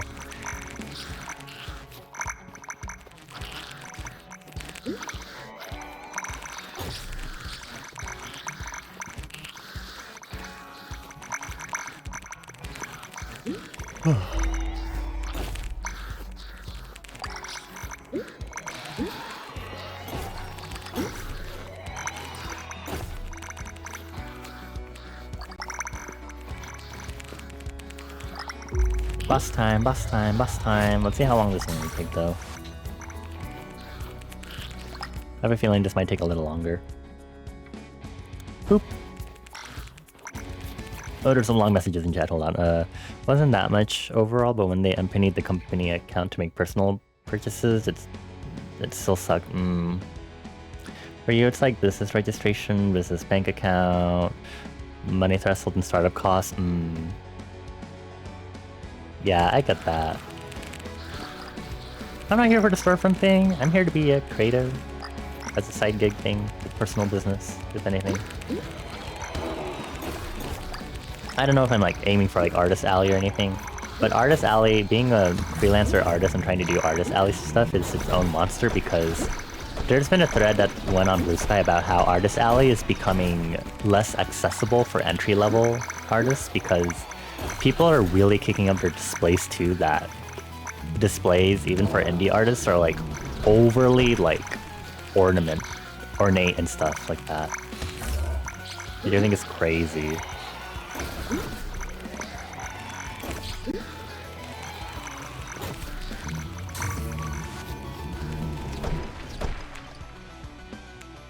XP gain! Okay.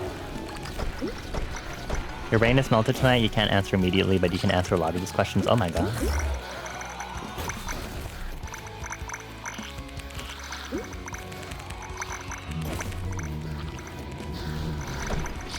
Muffin has knowledge. Sorry, my questions are more on like copyright and trademark, more so than anything.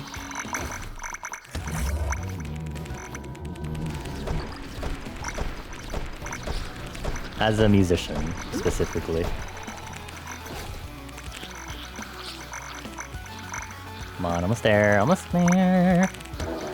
Almost there. Yes! Easy peasy lemon squeezy. Ow. What hit me? Oh, I dodged that one, okay.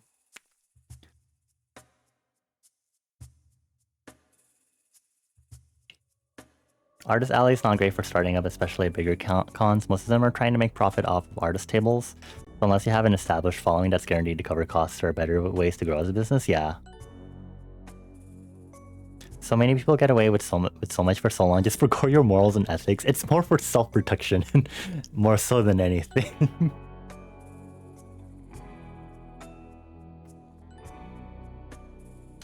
I mean, either way, regardless of if copyright my stuff has legal protections or not, I still have to be like, hey, you're fucking up, and still have to spend the time to do legal fees and stuff to be like, you should stop that.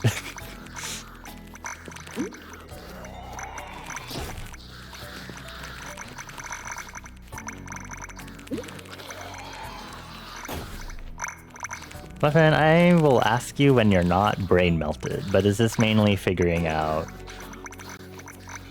me being actual musician and putting music out there, which involves figuring out how to, I guess, trademark artist alias, and then I vaguely understand how the US... I know you can do copyrights for your music that you put out, I just...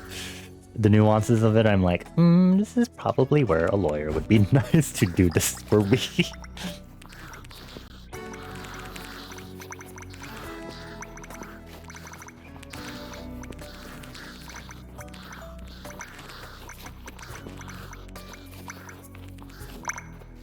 I think those are like my biggest things to figure out starting point wise, and now I'm gonna stay still because I think we're fine here.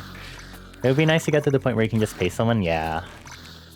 Gotta keep getting my income so I can support my silly hobbies and vocations.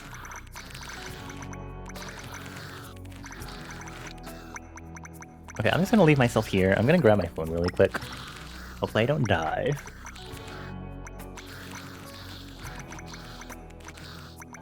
I'm gonna be sensible right now. I'm gonna just, you know, casually make sure my bank account is okay. Not that I overspend or anything, but just to let it know that I am checking my balance every so often. Like, yeah, I check my balance. You know how it is.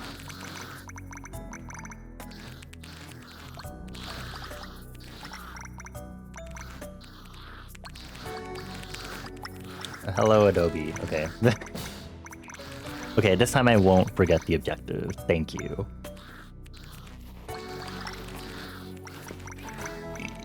Ugh, burpings. Sorry.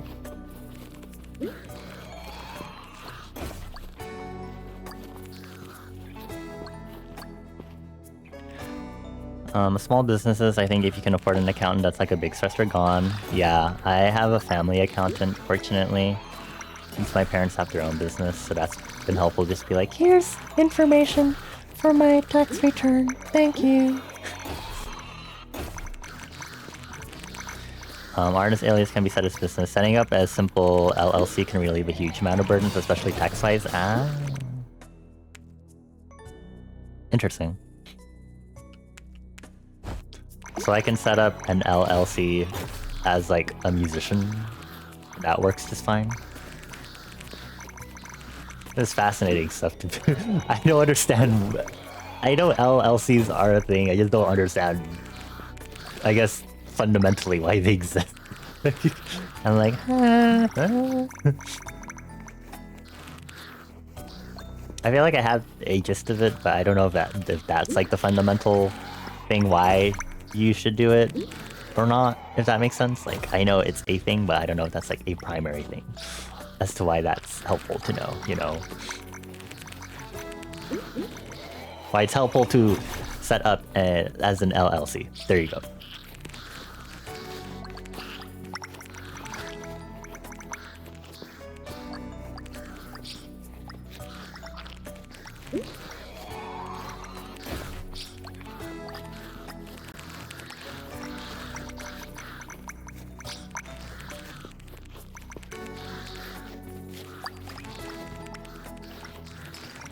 Oh, blah. Random vibrations are like, ugh. Can I make... Okay, I could just stay still, but I have to be careful of all the projectile and exploding buggies. LLC exists as an entity for tax collection purposes or contract purposes, so you can assign things to the LLC instead of you personally, which allows you to avoid personal liability if things go sideways. I see. A legally separate person that can take the hits for you. Okay.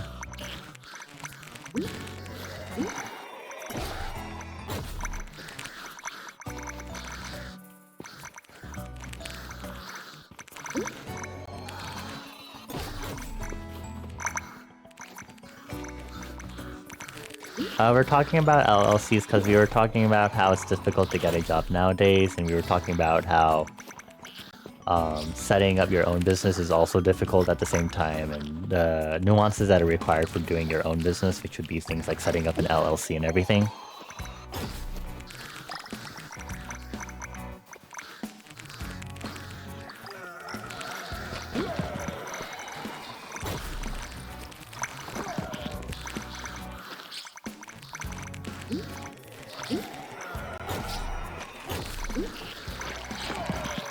Ow, ow, okay.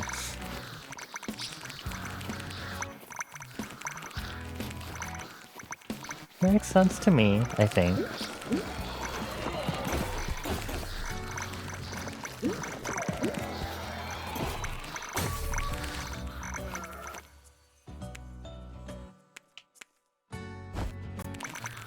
Level 90, huh? I need more XP gain to help me get levels faster. We're only, well, it's 58%, but I can still get more, for sure.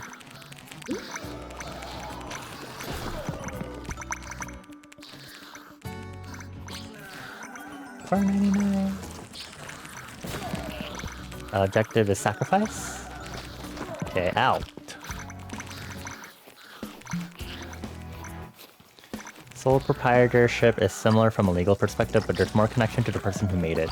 While cheaper, it can have more risk in the long term. I see.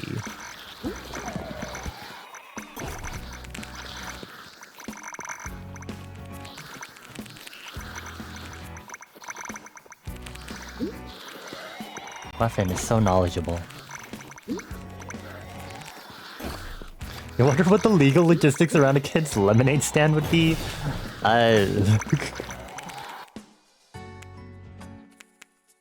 No comment on that one. You were technically the CFO? Oh my gods. You had to know this? Fair. Muffin! Give us more knowledge. I'm gonna suck all the knowledge from your brain like it's juice. Take a straw in it and sip, sip, sip. Mmm, knowledge.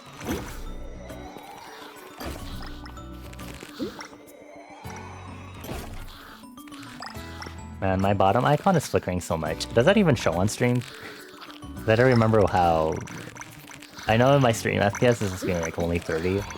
I feel like it's flickering so fast, it shouldn't really capture on my stream. It's going so fast.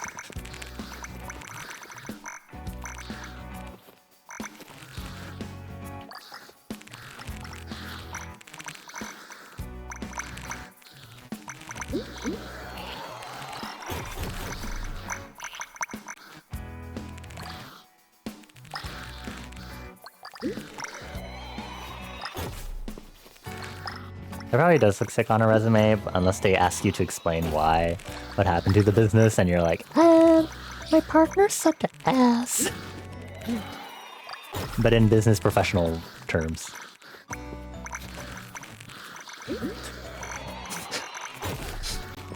I don't think you should really say, my partner and I had disagreements on how the business should be ran, because it's more one-sided than that. Rule number 1 of interviews: never talk bad about anyone. Well, some people do deserve to be blacklisted from industries, so... You know...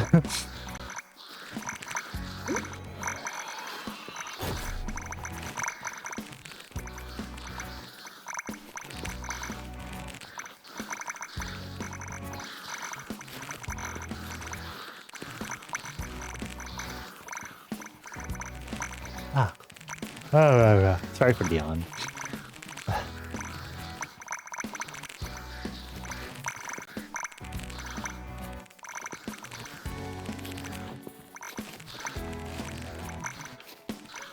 I definitely feel like I've been growing a lot this year.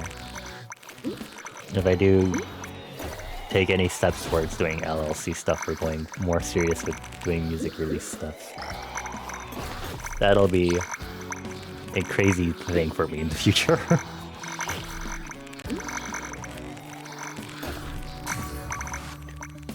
Realistically, you could run it as VTuber name LLC. It'll exist as an entity and deal with tax burden. Wonderful part is, as long as you can personally cover the costs, it doesn't have to be profitable, so make enough and you'll be fine. Should we be asking about the numbers right now?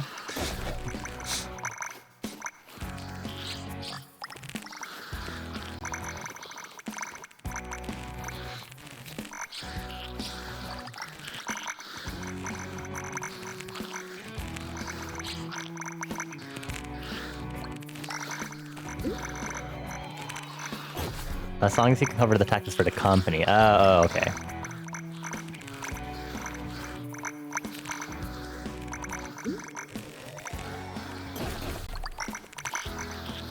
So it's like, I have my main job, and then I have an LLC.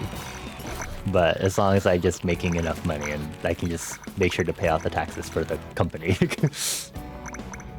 And it's no biggie.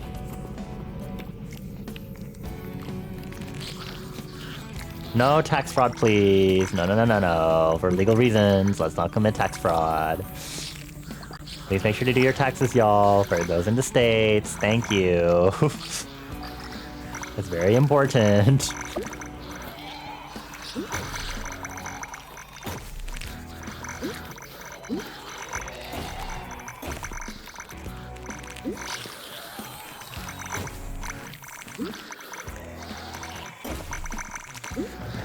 Cool. Sludged gone. Sludged gone.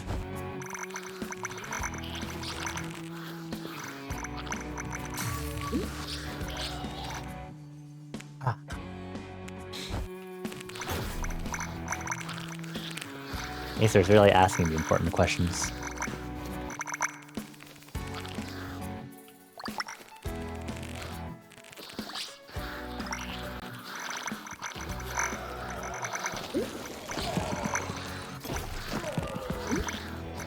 This is an easier looking auto shooter you've seen.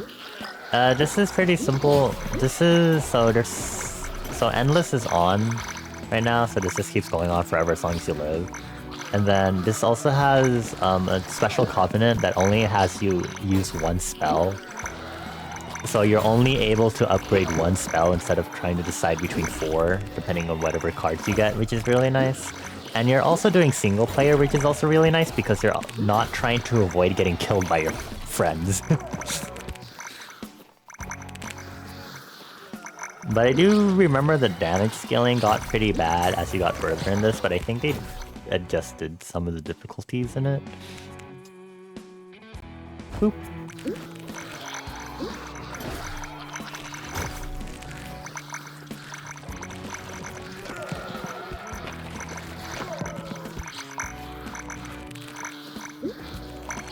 Single spell is good for damage scaling? Yeah, because then you're only focusing on one spell, which some people already do by default for when they're playing the game, because it's a lot more efficient that way anyway, because then you're investing in having just a few super strong spells at that point.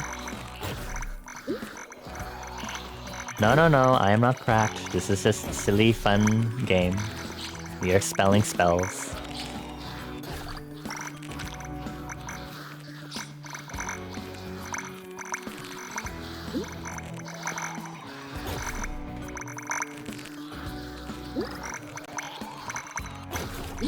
Hold on, I'm gonna adjust my chair so I can slouch in a more comfortable slouching position.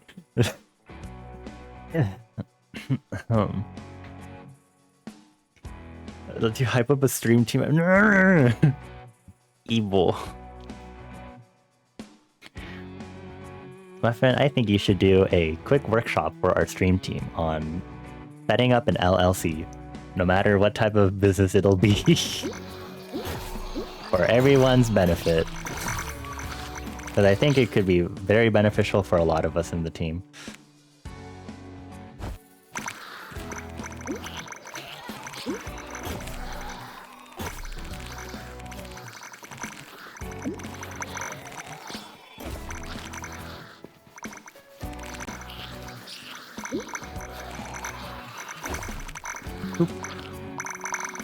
Happened to you during community night? It was just not giving you the option to upgrade your main spell? Yeah. So you really do struggle with like... Usually what I did is like, if it's not giving me like the 1 or 2 spells that I was just only focusing on in 4 spell mode, I would just be like, okay, I'm just going to choose a regular general stat option. And then if the game is rude enough to give you only spell upgrades, then I'm like, okay, fuck you too. But it can be pretty variable as to what selection of cards the game gives you every time you level up. It was only at 78% move speed. I've gone to 100% I think before. Ooh, more XP gain. Very important.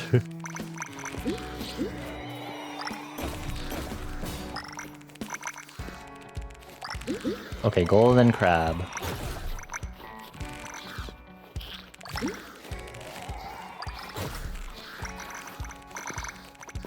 Can you do heart hands?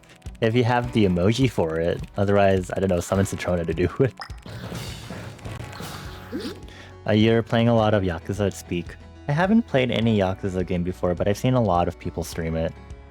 It's a good game for me to watch. I don't know if I personally would enjoy playing it. I should increase my spell size, actually, for the spell. If not damage, then spell size, so I can just damage a larger crowd of enemies. I mean, as much as I can already do it with lightning on this, you know, I could be a little more devastating. It could be fun.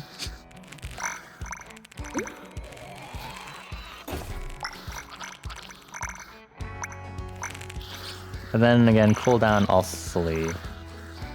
would also be pretty good, because then I'd just be doing even more damage quickly.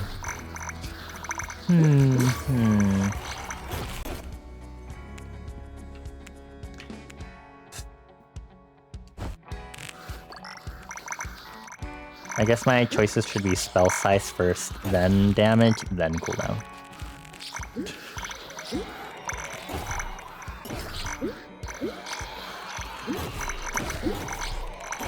It's getting crazy crowded over here, folks.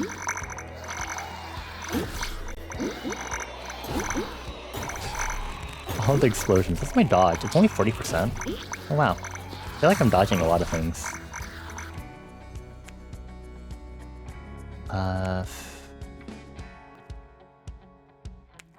It's critical though. I'm already at 337% critical damage. Wahoo!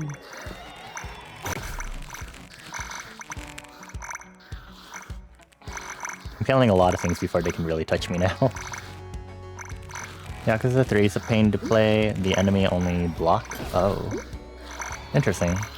People are very divisive on Yakuza 3, really? Is there a particular reason why, or is it like a multitude of reasons? Since I'm not in the Yakuza fandom.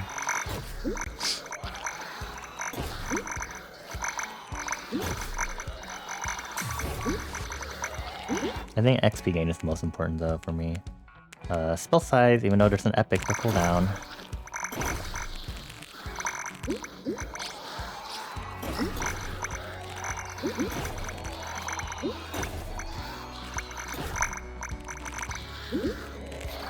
Ad break time! Well, good thing I don't have anything to yap about during our ad break. Ooh, okay.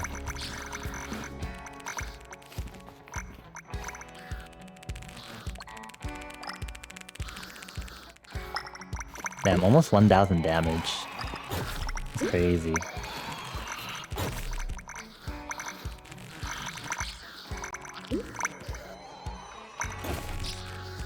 Why does it do that? Like, I see it going from 300, 400 to 600 something, and then it goes to almost 1,000. Why is that? There's something wrong on your end, you're not getting any ads? That's probably a good thing for you then, Momo. Enjoy the lack of ads. And welcome back everyone else from the ad breaks, I guess. You're the chosen one, Momo. The chosen one. Enjoy getting snackies, Acer.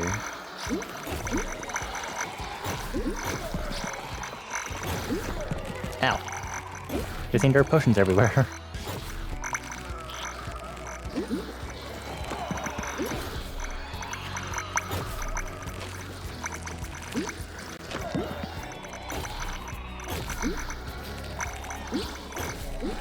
Yakuza 3 is the only game where it randomly decided to be a slice of life game? Oh.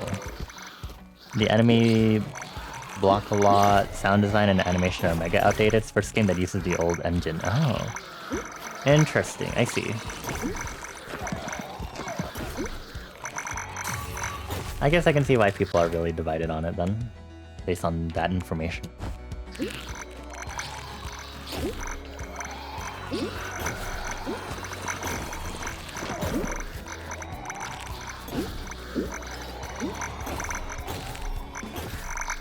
It's how I feel about the Paper Mario games after Super Paper Mario.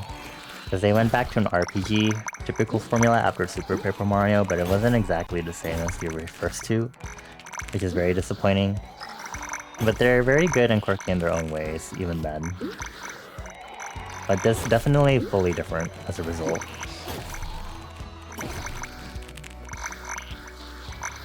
The puzzle aspect of Origami King is, for its battles, is just interesting. I still don't know how to feel about that now that I'm thinking about that again.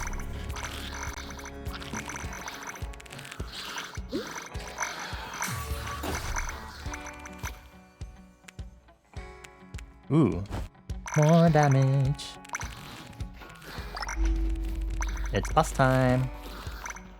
Let me just go over and get ready to harass this boss as soon as they get here.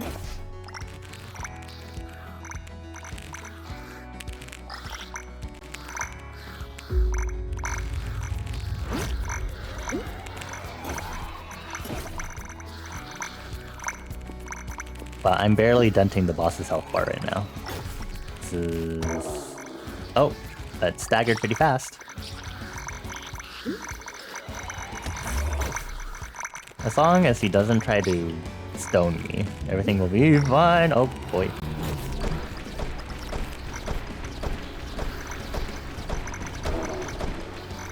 Gonna grab that really quick. Oh, we are actually already 50% of the way through. Okay, JK, we're doing pretty hot.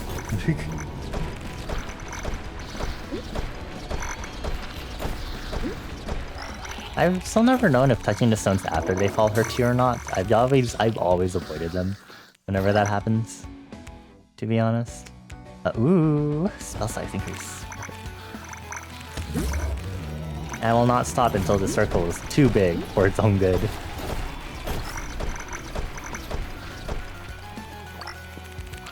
It's a lot harder to increase though as it gets bigger because it's more There's just a lot more area the bigger it is already, because, you know, pi r squared.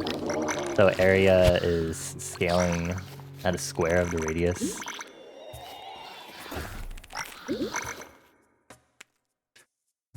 So as you try to scale it by the same percentage, it's adding even thinner amounts of radii, just because you're adding so much layers of circumference on it that you're basically adding the proper 10% in regards to like square footage or area that the spell is covering. Does that make sense? Sorry, I'm yapping. Math. Very cool. This is like when I talked about regular size corn dogs versus mini corn dogs and their dough to sausage ratio. Mainline Yakuza games use 3 different engines. Yakuza 1 and 2 on PS2 use an unnamed, and then 3450 and one remake used the V engine, and everything from 6 onward uses the Dragon engine. Oh, okay. I see. So clunky for it being the first game on that new engine at the time. I see. Interesting. I really just don't do anything for the time being, because it's the beginning of the loop. I'm gonna chug some water in the meantime.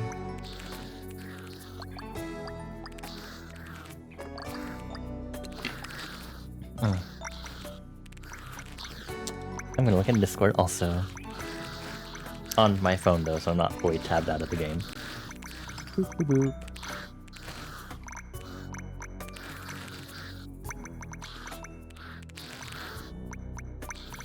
Let's see. Hopefully there aren't any like crazy notifications that I'm missing.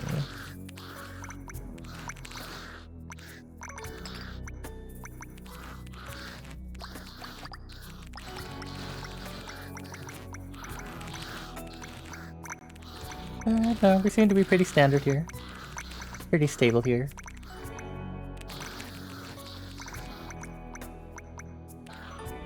Hi, White. Hi. Hi. I hope you're doing well, hun. Yakuza 2 Remake is your first exposure to Dragon Engine. It's good, but also so bad on PC. Oh, it's golfing time.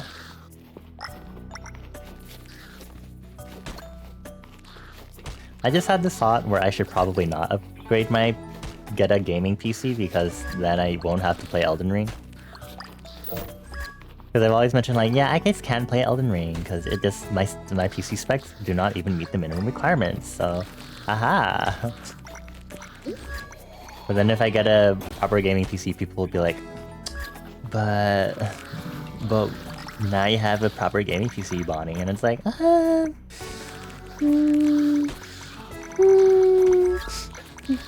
no. Get Bonnie to play more Repo, please.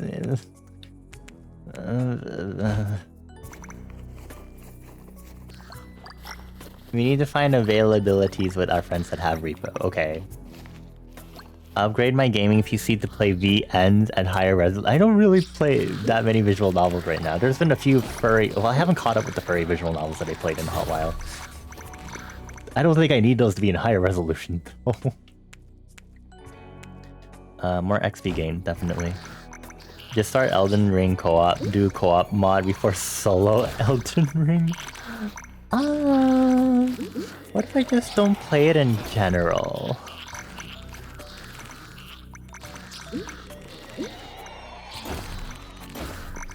Played any spicy VNs? If I'm gonna be honest, all the furry ones that I played are spicy to some extent. Teehee. I feel like the only VNs that I played that aren't spicy also happen to not be furry. And I think the only one that would be is when I played We Know the Devil on stream, I think like a year at least back.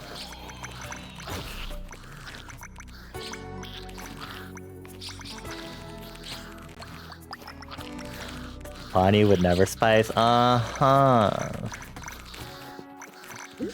Very true. Yeah. What? Ahaha. You think I'd like the Baldur's Gate 3 once I upgrade my PC?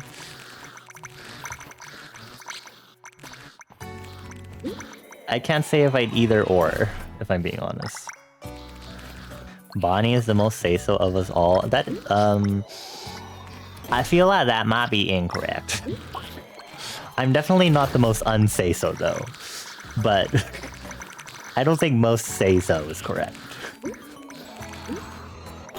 Not the head from Momo immediately. Okay. I'm more say-so than you, Muffin. Are you sure about what? I actually don't really know how unsay-so you are, so I do. Oh my god, Dream Team bonding session. Let's talk about how unsay-so we are. Share.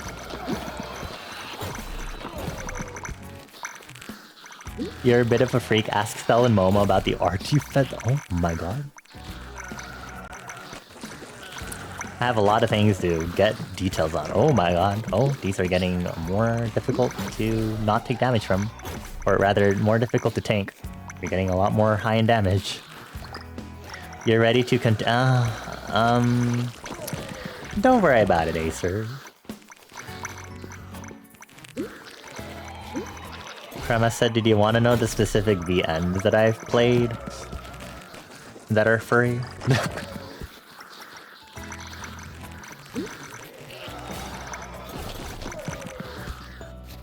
Complete the sacrifice. If I play Yakuza in chronological order, I'll have to put up with the mechanics going back in time. No, no. No, thank you. I already hate dealing enough with the first game having difficult mechanics whenever it comes to things like... I don't think Etrian Odyssey was too bad. Mega Man Battle Network, though, was the time. I finally got around to playing the first game fully through, and the way that game works is... Ready for the later games having better mechanics in that series. Oh, maybe I should stop killing them if they're outside. Teehee. You've only played one furry VN. I played... There was one that I played when I was super young, and then... More recently, I played 3 different ones that are obviously still in... All of them that I've played have been in progress, actually. If I'm being honest.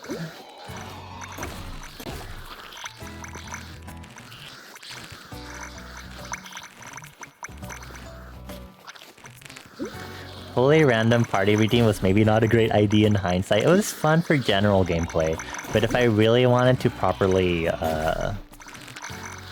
finish the game, I could not work with the randomization and letting y'all make your party members, because the game was really specific as to what party members you needed. Like, yeah, you need to build your troubadour to specifically get the late skill tree skills that fully nullify an element for 1 turn, and then you're gonna need it for the true final boss that you have to memorize 50 turns of moves for. Speaking of furry, have I seen Fulcrus trailer? No, I haven't seen any actual promotional material for ZZZ still.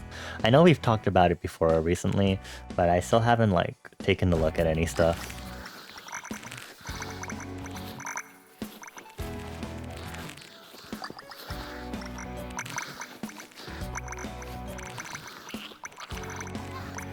But yeah, the furry VNs I played they're spicy. It's not like they're primarily supposed to be spicy. They have actual interesting content about them, and I'm okay talking about them.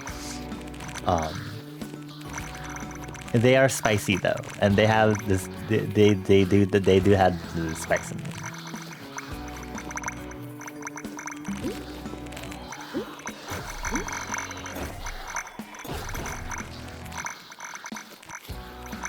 Is a spicy one? I see.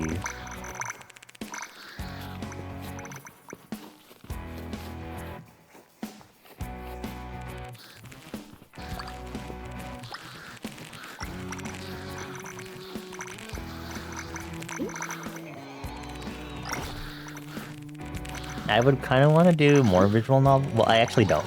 I don't want to do more visual novels on stream no matter what, just because it's a lot of narration, and I do like being able to rest my voice occasionally while playing a game. Visual novels are a lot of extra dedication because you have to both narrate and then maybe... I'm not a good voice actor, but do a little bit of voice acting, even if to differentiate the characters and stuff, and, you know, express the tones and stuff that those characters are expressing and stuff. It's a lot of mental effort, aside from stressing your vocal chords, to do all that. It's hard to do both story games and VMs because of that. Story games not as much, depending on how the story game goes. Big kudos if the story game happens to have voice acting already in it. Although, again, it depends on what kind you're playing and what era it'd be from. Okay, this time I will not forget about the mushrooms.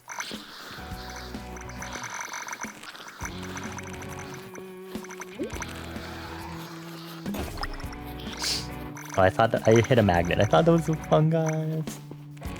Fungus.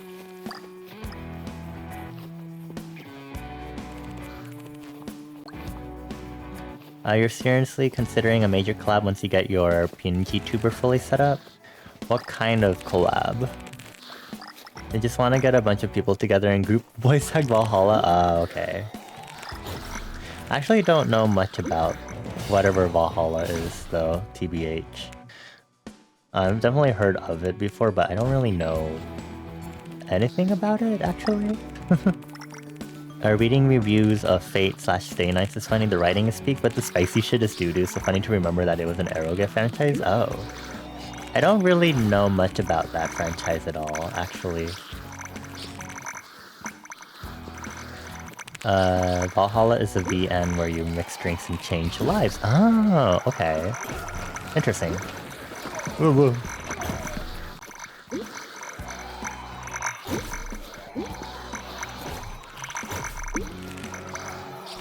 I'm very not in the know-how when it comes to visual novels, unfortunately.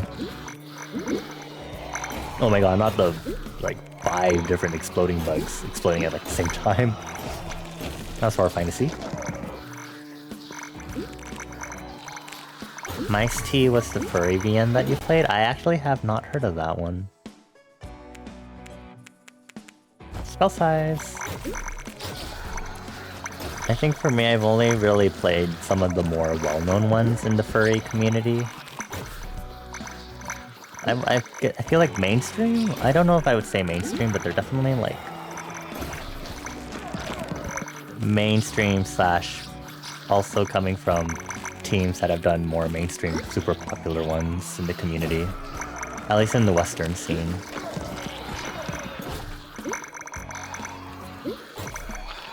You only know of a few that you found great. There's so much slop out there that you're picky. I see. Yeah, I mean, I get that. Gotta be picky with that sort of stuff, especially because you're immersing yourself in another world fully through a visual novel.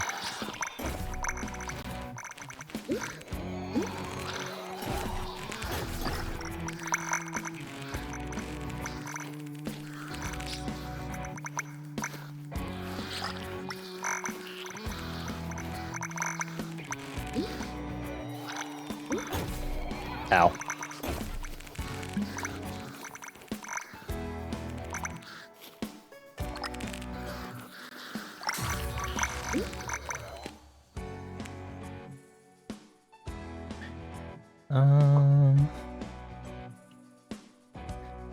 Mice T had a makeshift. Wow, really? A makeshift collab? That's so cool.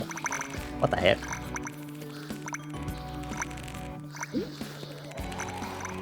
I don't recognize. I looked it up. I don't recognize much of the art at all either. So definitely something outside the scope of my knowledge.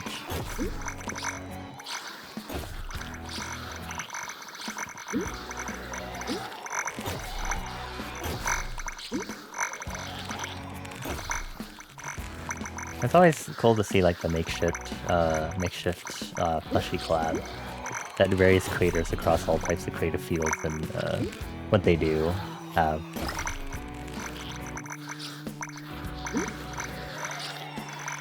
Whether you're just silly artists on internet comic creator, video game, or TV show, animation. Ow.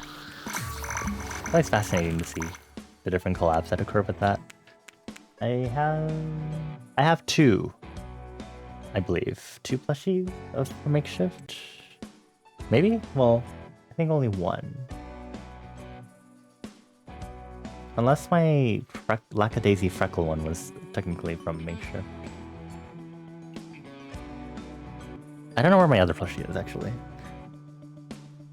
Where are they? It's a little strawberry milk carton cat one, and I actually don't know where they be. I'm gonna go look for it, actually, because I definitely have room to put them.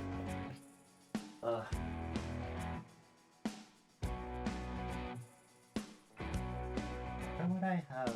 I don't know where I'm gonna put that plush. That's kind of awkward that I don't know where that plush is.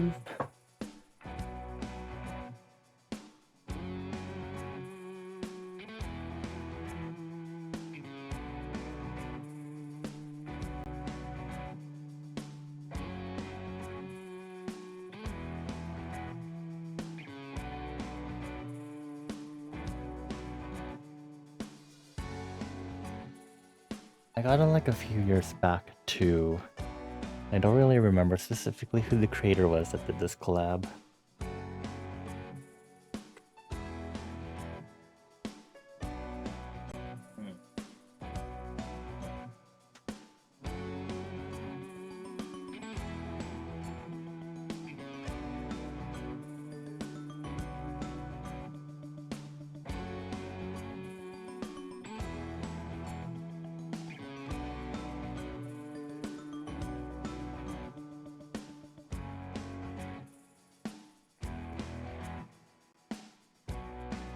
Huh. Where would it have gone?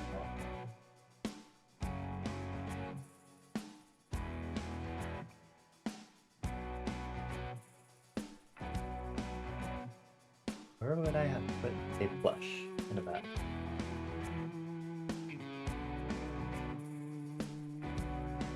Okay. I guess I'm going to do that tomorrow. Because I'm pretty sure I have it. I do remember I didn't get it originally and I had to ask the site about it, like support team, and they were like, sorry, we'll send a replacement over, which I did eventually get. But now I don't know where that one went.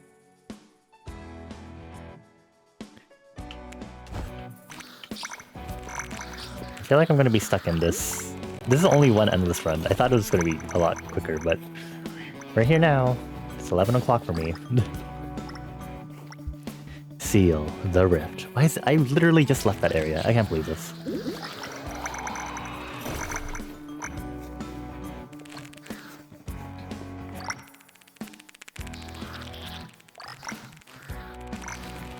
Okay, well maybe I only have some room to put the plush still. A lot more room than I had before, if I'm being honest. Since I have a nightstand and a shelving set up.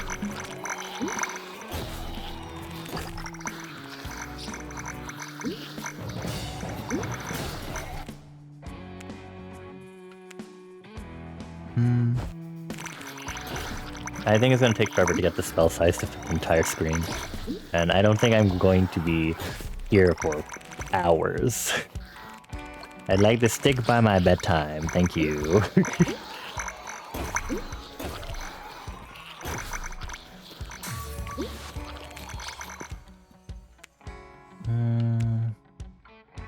Increase my dodge, yeah.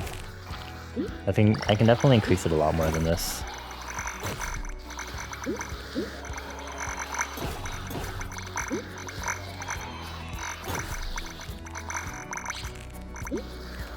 I guess I can just stay in one place now.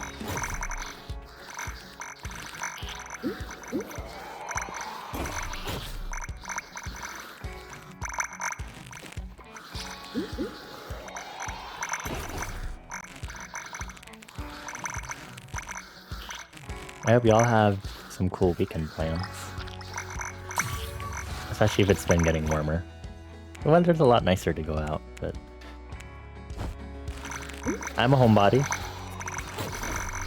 I need to rest after the recent wedding that I went to anyway. Because then I do have some more outings later. But it'd be nice to rest up this weekend at least.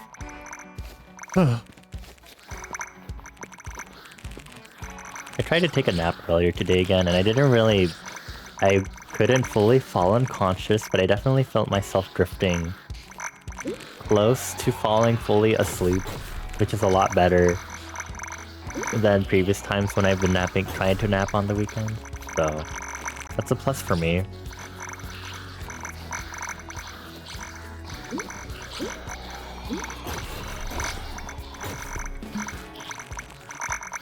I still genuinely wish I could figure out why. And especially because it's been cold and I feel like it's a lot easier for me to be nice and eepy and want to sleep when it's colder, but now that it's getting warmer, it's definitely not going to be as easy to like, maybe take naps during the day. Let's see, scrapbook channel? What are we looking at?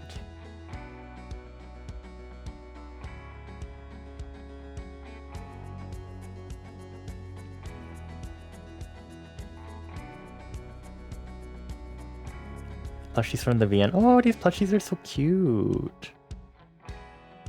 I love the detail on them. They're so cute.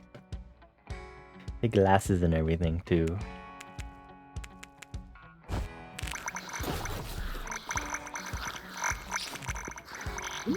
And I really want to find that one missing plush. A missing plush that I have. I don't know if I put it in my storage room or something.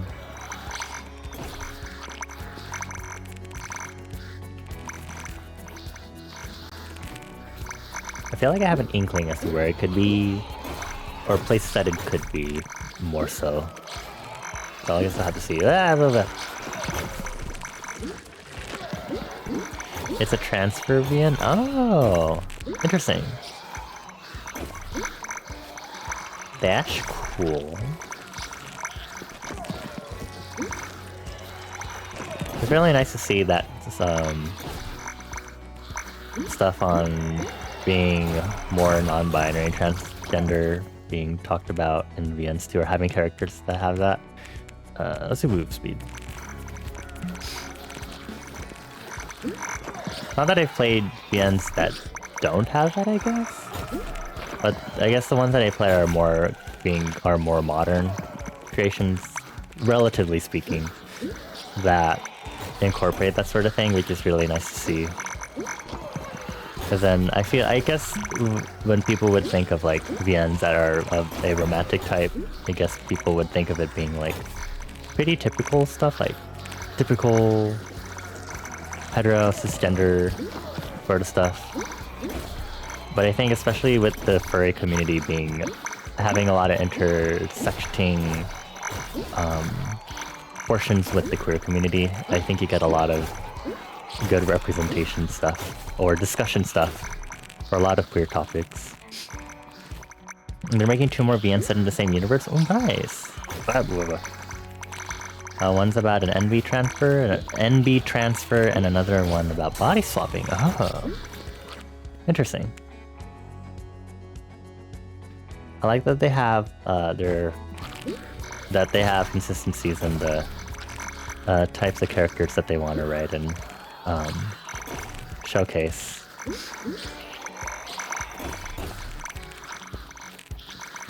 I think I talked about it a while back on stream, but I think we're at an important time where it's very important to like uphold and preserve queer media in all shapes and forms. And also uplift those that are yet to be made and give them the space for them to feel comfortable to be put out there. Saying this is someone living in the States where it's not necessarily the best time. Not that I want to go further into it. But yeah. I'll have to check out the team behind it and see. See their stuff. Thank you for sharing. I appreciate it. Oh god, I'm gonna get stoned.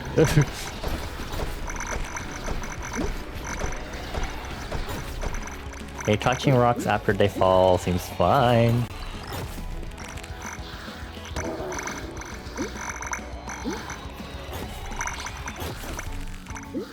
Okay, we're almost 50% down.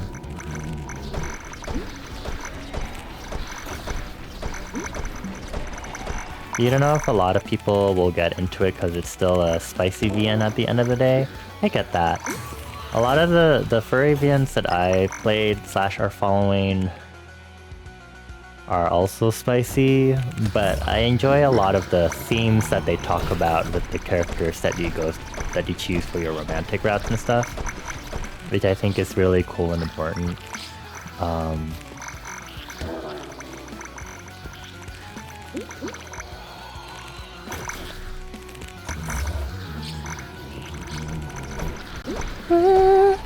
There's a lot of enemies around me. Hold on, if I wasn't in a boss fight. God. Oh wow. Oh, okay. Anyway.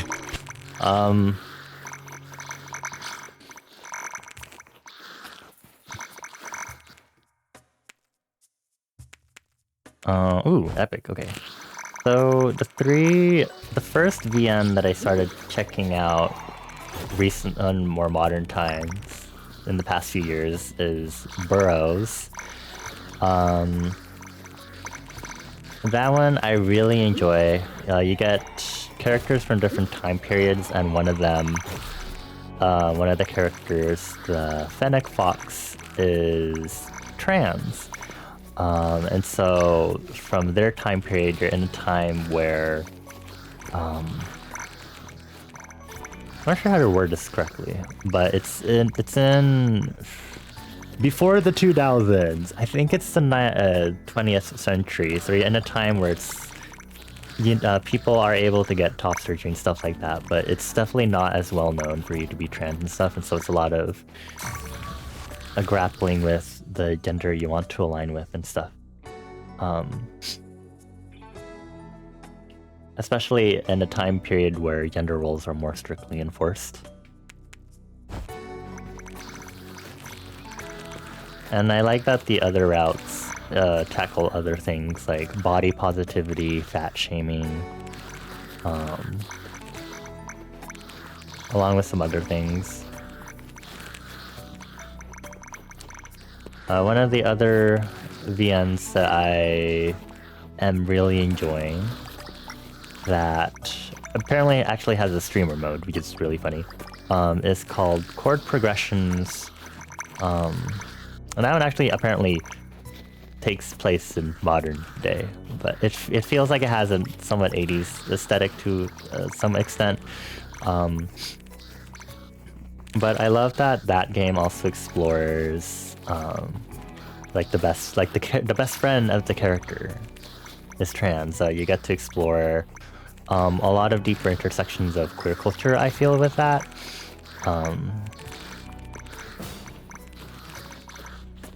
Because literally the premise is you're moving somewhere else to get a job, and you move in with your trans best friend who has Sapphic, whose girlfriend, who has a girlfriend, so Sapphic. Oh, crushing statues.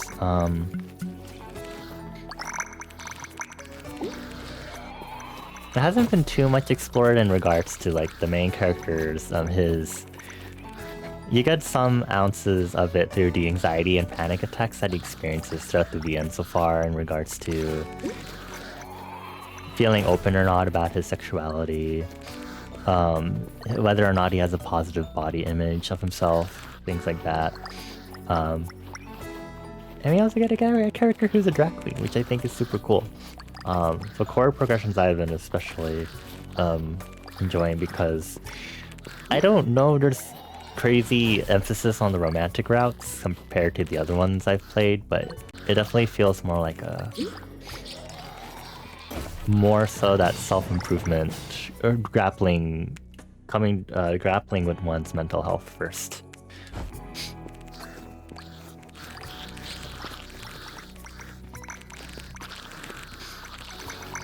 Also, chord progressions has voice acting, which is really great. Hooray for voice actors. The studio's called Cinnamon Switch if you want to look into them. Trans people are based the mother of EDM as a trans woman. Oh, I don't think I knew that specifically.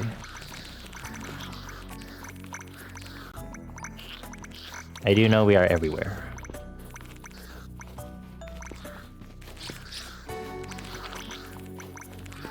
Whenever people are like talking about the first queer movements, and then people don't remember that trans people were also there for those movements, it's like, hello?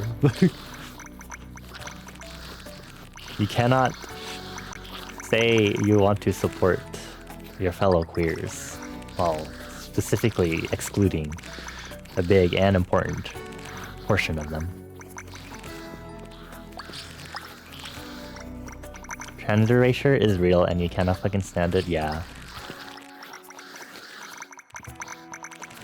I'm grateful that we're getting to a time, or I've been able to learn more about the concept of being non-binary and trans to the point that I was able to have that revelation of like, oh, I am non-binary.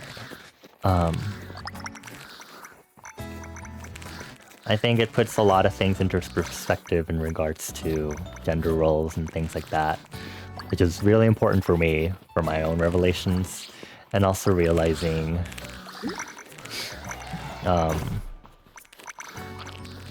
hold on. Trying words.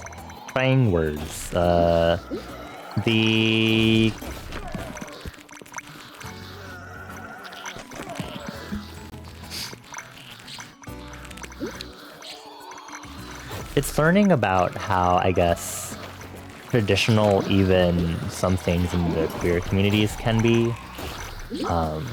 Especially when people are super strict with labelings and things like that, that you kind of learn like, oh, there are still some things in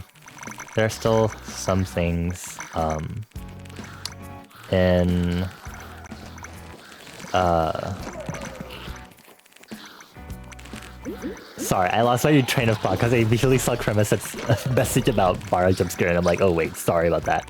Yeah, these are very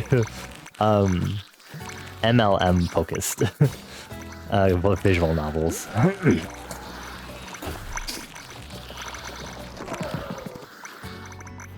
Anyway, I think I was trying to say something about learning how there are a lot of still, I guess, traditional values that end up being enforced in the queer communities. I think, especially because I think people still have to grapple with, you know, with how being trans and non-binary shifts the way, or rather more actually really emphasizes how being queer is just a general fluid spectrum that can shift and change. Ooh, okay. What was it called? There's a term that someone used in regards to like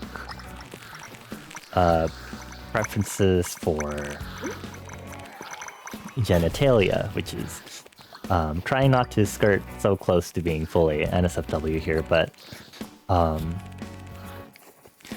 the idea that you should be able to understand, like, that preferences are fine, but it's also important to understand, reflect and analyze what those preferences are from, and acknowledge that sometimes those may stem from a sort of, what's the term? It's like bio-traditional, if that makes sense.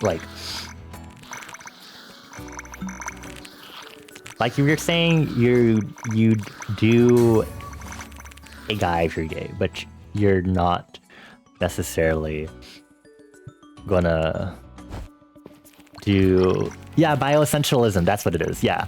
Like, if you're gonna do a guy, but maybe not necessarily a trans one, because you don't necessarily dig what they might have in their pants, if you're getting to that stage, which people can have preferences. People can also not care about that, but it's also important to be able to look at that and realize, like, hey, technically, there's still some aspects of the bioessentialism, I believe that's the term you use, bio-traditional bioessentialism, that you mentioned, that is very important to... I've been kind of getting mushrooms because I've been talking about this. I've also been like, tee.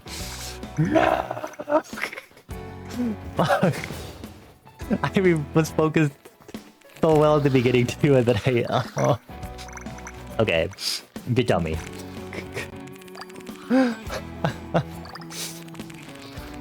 Why is there a garden bot in the Twitch chat? So that's the forest exploration game that I coded. So if I... Okay. Hold on. The forest X should work. No, I didn't make that a command. Okay, apparently I'm stupid.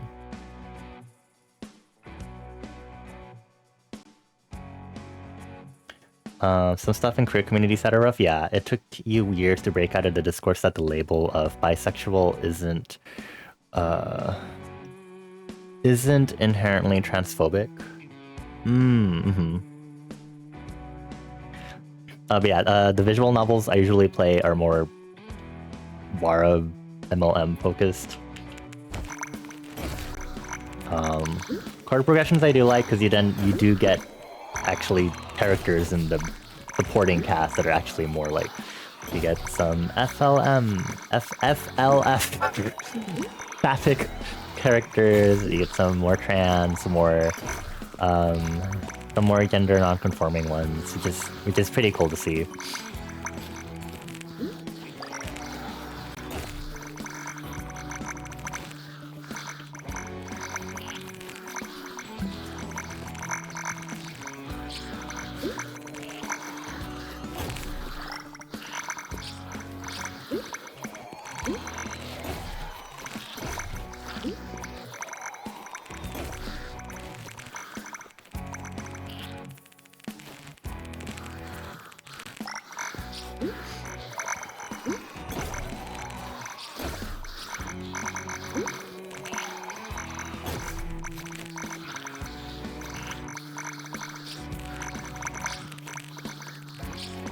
You'll say the Monster Prom series is surprisingly good at acceptance of identities as a VN, though it is a bit more goofy.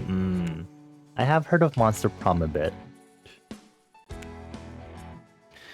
Should you do more armor? More damage. They can't hit me. Sorry, I had to burp. They can't hit me if I kill them first. Actually, just remembered, I have played another VN, which was Gender Wrecked, and that one was really special to me because Gender Wrecked is very specifically talking about gender identities too, and I was like, wow. I think that was the game that made me realize like I could understand having a xenogender, and that xenogender made sense to me. And I was like, I definitely would have a xenogender, and I coined a xenogender for myself shortly after, I think.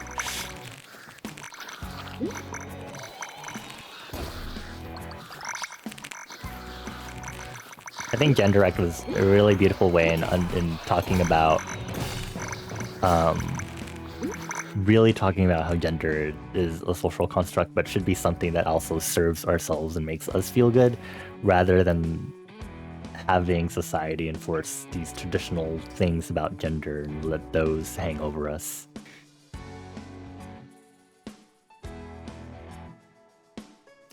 The sad thing about playing the Yakuza game chronologically, seeing the main character age in real time. The latest, he's 16, the latest game? Oh, wow. That's cool that, you know, it's chronological and stuff, which is as you'd expect with a game with repeating characters, but that's crazy time jumps and stuff, what the heck.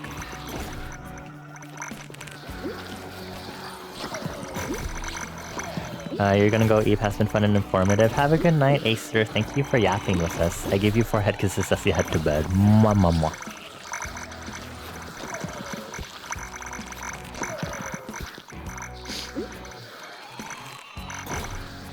You can't remember what specifically made you realize while you do fit comfortable in your body as a dude, you don't exactly fit in with he, him. He, they is a good place though.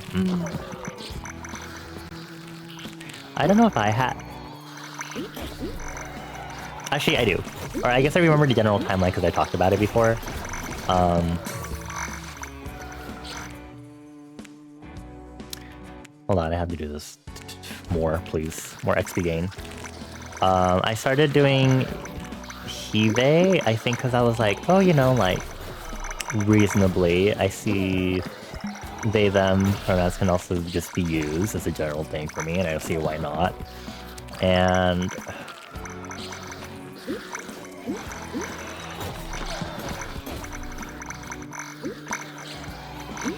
I think it was like that for a while, and I've been going by Bonnie for a bit, which I've been really... So I had a friend quite a while back at the beginning of the pandemic when I first finally got on as like an artist and everything in Twitch. And I went by the name Cam, which was supposed to be short for... I forget it was... I think it was... Okay, it was Cam. And I was wondering, it's like, oh, maybe I should do like Camellia, because I like the name of that. And then my friend was like, are you okay with people recognizing or misgendering you as like a girl or whatever? And I was like, I don't think it bothers me. Little did I know. So I chose Bonnie because I really like that it's a unisex name. And I personally like the fact that it, you know, comes from the word bond, which means, you know, good. I think there's a lot of layer to the meaning of the name for me, which is, I don't honestly know what made the name click for me. But it's been the one that I've been using the longest out of my time being an online creative, compared to my previous online aliases, which is really pleasantly surprising because I've been thinking about that recently. But it's a name that I click and resonate with a lot more because I think it's a lot of me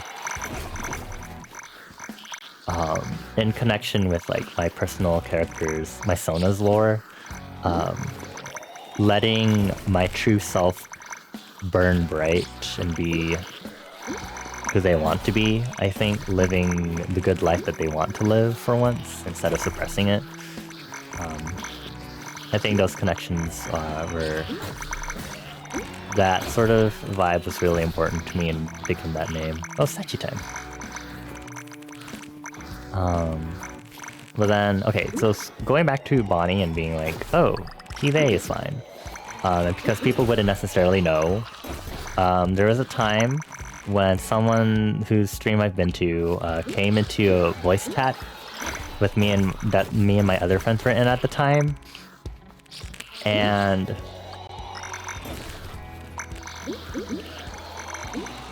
so they heard my voice and they're like, OMG, I didn't know you were like he, him. Like, I don't remember if they said like, I don't remember if they actually did say like penis haver or anything.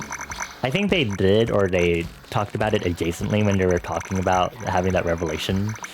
And they meant it as a lighthearted thing, but during that entire interaction, I genuinely felt really grossed out about it. Because I was like, this is kind of gross that you're making some adjacent references to anatomy which you have no business knowing about.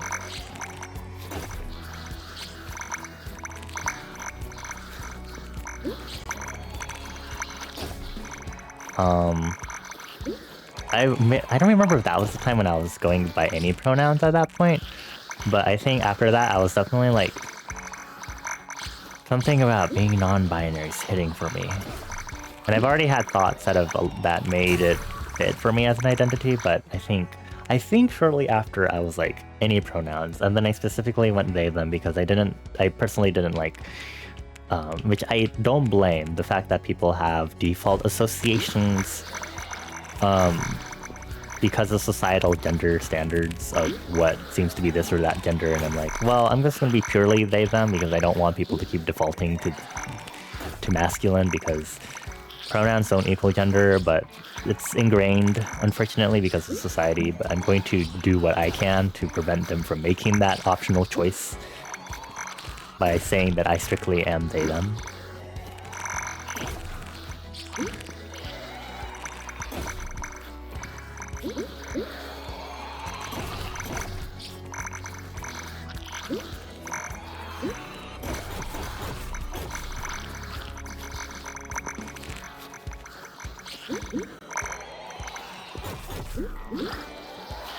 You just know Bonnie as Bonnie, the flame sprite that hits the vibe overall. Thank you. Wait, statues! Oh my fucking god. Sorry, when I get too deep into a conversation, I lose focus of what else I was doing. Where are the statues, my dudes? Hello?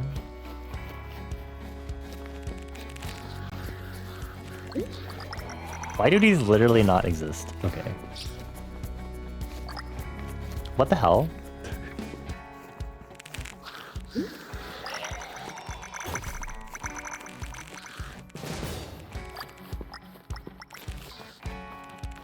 I love how all the places I go to, there just happen to be no statues at all. Okay. Cool, amazing. How did I fail the fungi on this loop too? What? Wow, I'm so distracted while yapping. You're legitimately asking almost every hire at work what their preferred pronouns are to make them feel more comfortable? That's a very important and cool thing to do. I noticed that one of my new contacts for one of our companies that we work with had their pronouns listed for once, and I was like... And after I met them, like, in person to discuss an order that they wanted, I, like, in our email correspondences after, I was like, I'm just going to manually edit my signature to include my actual preferred pronouns. For solidarity, just letting you know I am here. You know.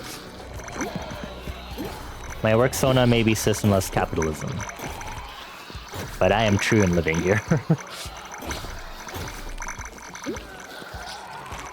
Because I know we have some interesting choice of clients that I do not trust putting my full identity out there with necessarily. So I'm like,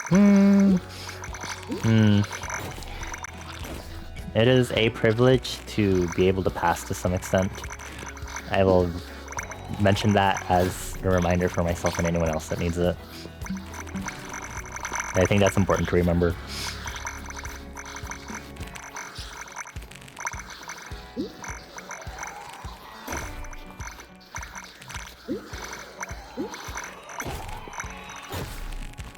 The differences between the two main characters in Yakuza is funny. In the last entries, one of them has old, has cancer, is 9. The other one is a Yar pirate in Hawaii, is also old.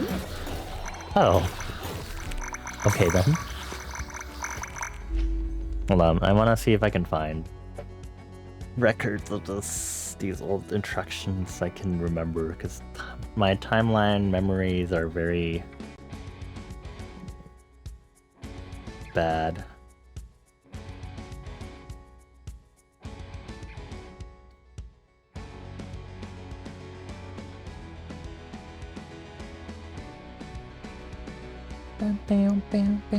Because we're about to do the boss. This music is getting crazy.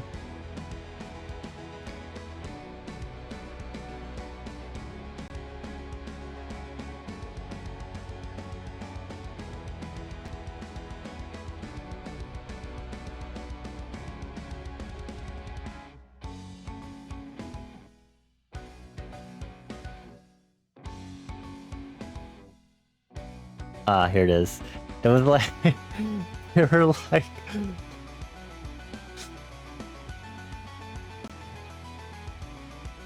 They're like, you were he, they? Because they were talking about, jokingly about how they're nice to pussy havers. And I was like, oh...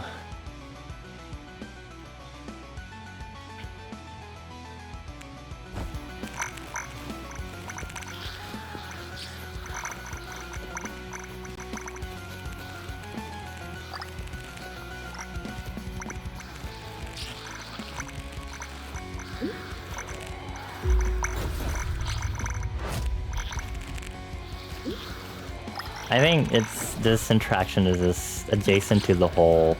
It's important to reflect on some of the things that we still think, because even some things like genital preferences can still have some bases in bioessentialism, which aren't the best. And this is more of a case of you should also be able to acknowledge when it's, you know, in cases that where it's fine, also acknowledge that there are cases when it's not fine.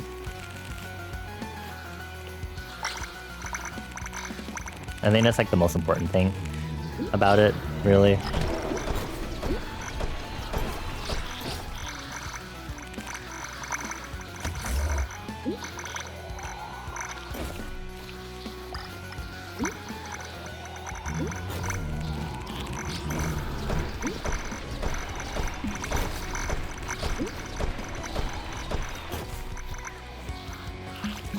I kind of want to give up this run just because, or at least defeat the boss and then throw. Except it's gonna take me a while to die. Because I feel like we've been going for a hot while. We're about to hit 3 hours of stream.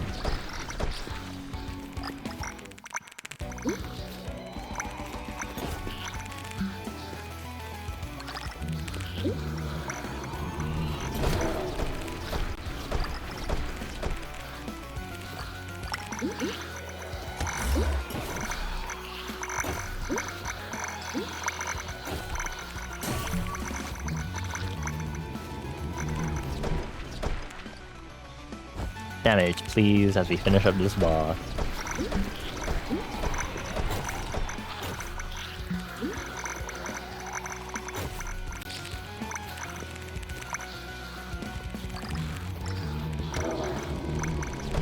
Get staggered, bitch.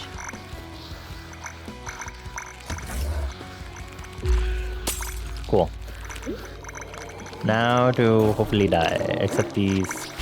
Please, please. Please. Oh, right, because I also have 4 revives, so this is gonna take me a hot while. Right, okay. What drives you a bit crazy with the Yakuza series is the massive time. 17 years? Wow. That's crazy.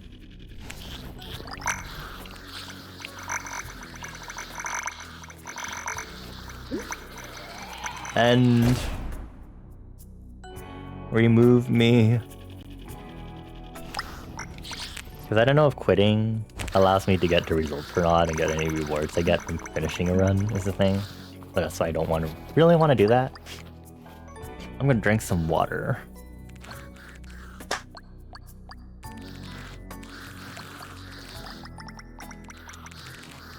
The millennial dream, shut up.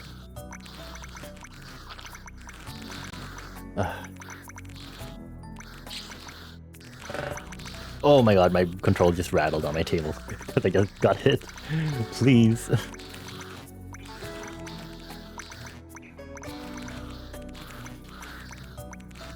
I think we'll probably go ahead and end stream once we finish up here.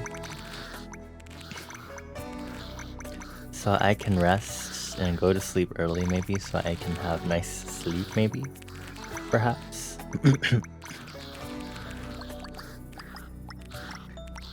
Oh man, Kingdom Hearts Remix collection on sale.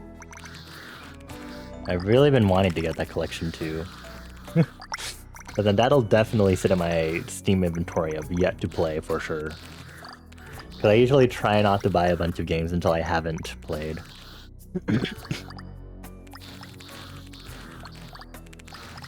Early, what time do I usually sleep? Usually by like midnight or 1 AM, but lately I think because of the time change, because of daylight saving time, my time schedule has been a little wonky, so I've been technically more not really feeling like I needed to sleep until 1 AM or 2 AM. I've usually been expecting my streams to go to 4 hours nowadays, so... Hold on. Oh, not the dodge. So I would usually go to sleep in like an hour from here, even then. So me going to sleep like right at midnight is like... a blessing in its own. What did I dodge at? 52%? Okay, it's like a slightly good coin toss. Please end my suffering. Thank you. In the game.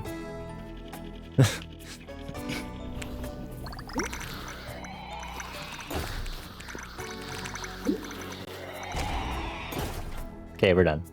We're done. I'm safe. Yay, 1600 gold.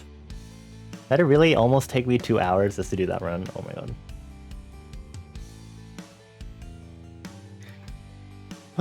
Okay. Level 125, eh? That critical damage of 372% is wild. 98% move speed.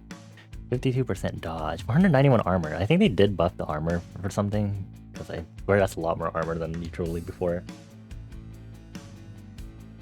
Maybe they had it scale as you get further into the game, so you get better, higher armor numbers as you get it.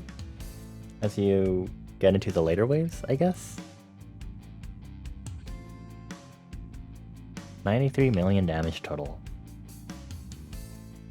Wow. Why is the total damage 4 points less than the damage I did? What the fuck?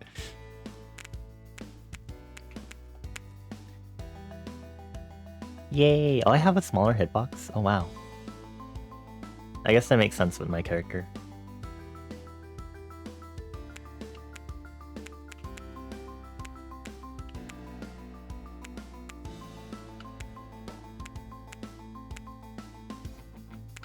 What does... Is there anything particular about mastering the character though? Because I'm like level 3 with this character. Does that actually do anything, or is it just like booster traits? Because I'm not seeing any indicator of like what that would do. Welcome back everyone from ads. I don't have enough to do another enchantment yet though. My previous focus playing this before the update came out was trying to get everyone's outfits.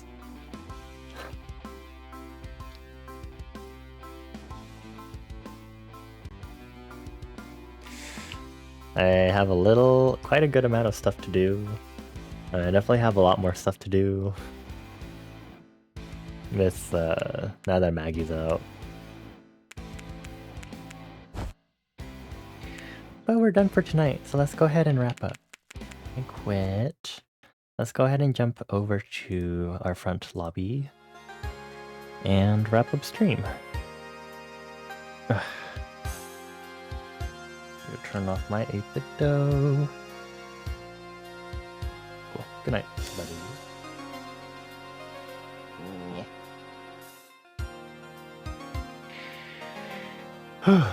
Okay, well, thank you everyone for yapping with me. I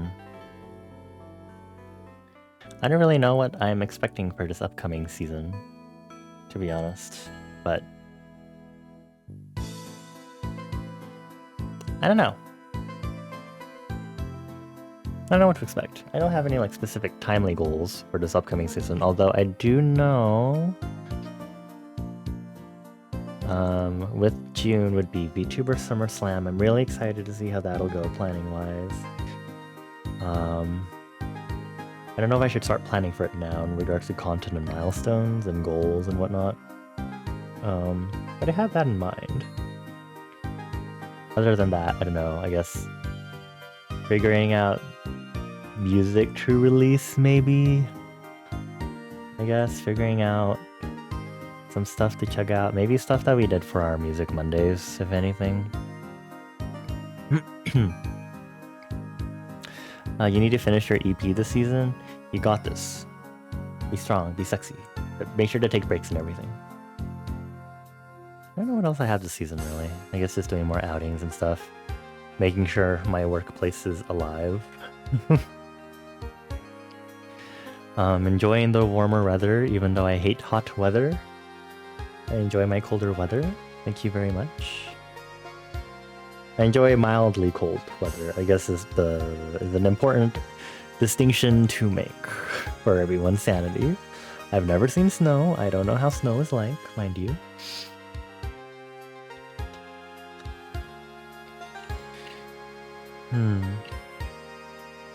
Maybe if I can get myself to do some stuff that I haven't been able to do in a hot while in regards to my goals and stuff. I know I've had some goals sitting around for a while that I should start acting on even if it's a bit late, so I could think about that.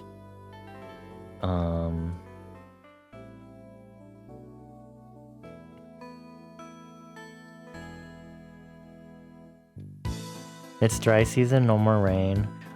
I personally am not too sad about that, mostly just because I don't like driving in rain when it comes to work. Hehe.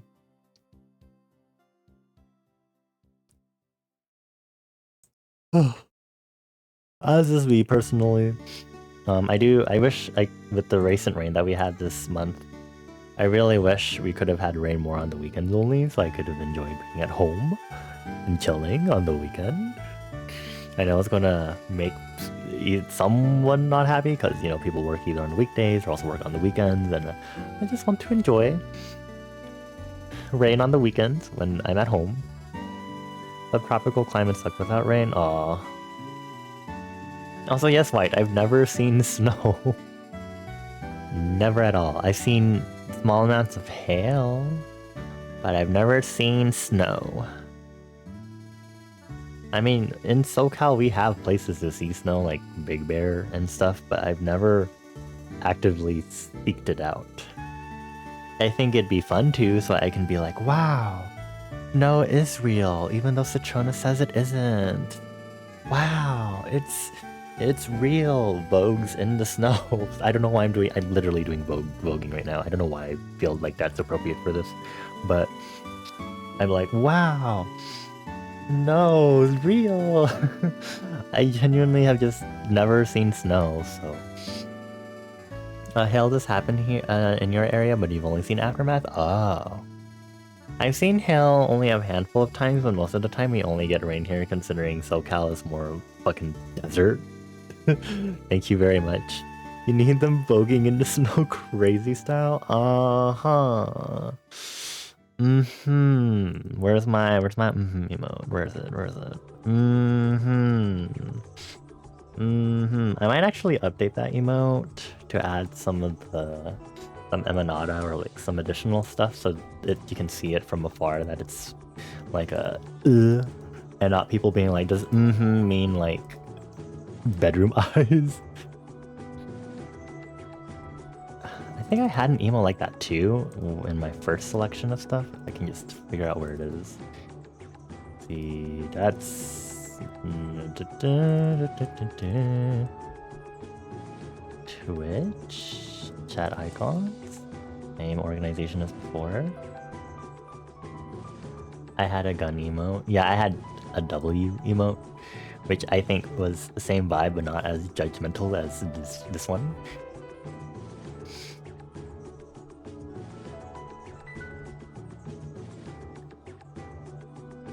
Did I... Hold on, I'm looking at these emotes and I'm like, wow, I didn't draw the crossed out eye. Did I not have that when I first started for my character? Hold on, besties. I'm so strict at this. I don't actually know what's playing because I turned off monitoring for my sanity. Whatever I do, hold on. The current song that is playing is from Final Fantasy X-2, Mushroom Rock Road. I kind of want to replay Final Fantasy X on stream.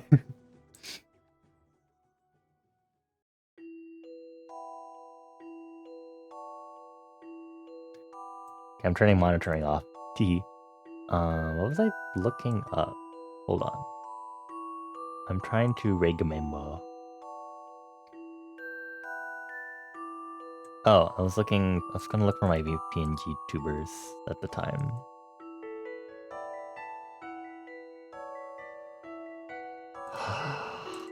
Oh my god, that's crazy, I didn't! Oh my god, I didn't have the X for the crossed out right eye until after version 1. Wow, that's crazy! Oh my god.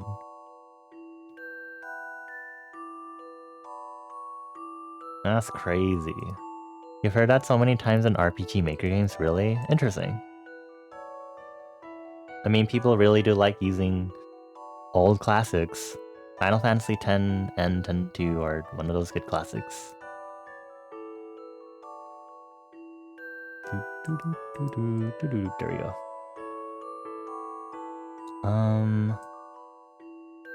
Okay, what am I gonna do tomorrow? Let me make a list of some stuff for me to do tomorrow. Look for strawberry milk cat blush. Update emote. Okay. Let's go ahead and wrap up. I mean, I don't really have much else to say. I think I wanted to talk about Stardust Demon, and I'm tired and talked out, but I feel like I was able to voice a good amount of thoughts, or at least the main premise of my thoughts back when I finished it on Thursday. Yeah. A lot of cool visual effects in the game, I will say that, but sometimes those visual effects were a lot. I think there were settings to turn them down too, but it really got trippy with some of the lighting, like bloom that you get, which is pretty cool, but also was like, oh, this is a lot. Oh, there are ghost enemies, especially with the meow wisps. The precise platforming-esque aspect of the game isn't my favorite, but that's just because I haven't really done anything of that extreme in games. I haven't played Celeste yet, so, you know, not really too familiar with anything of precise platforming level. But I was able to manage.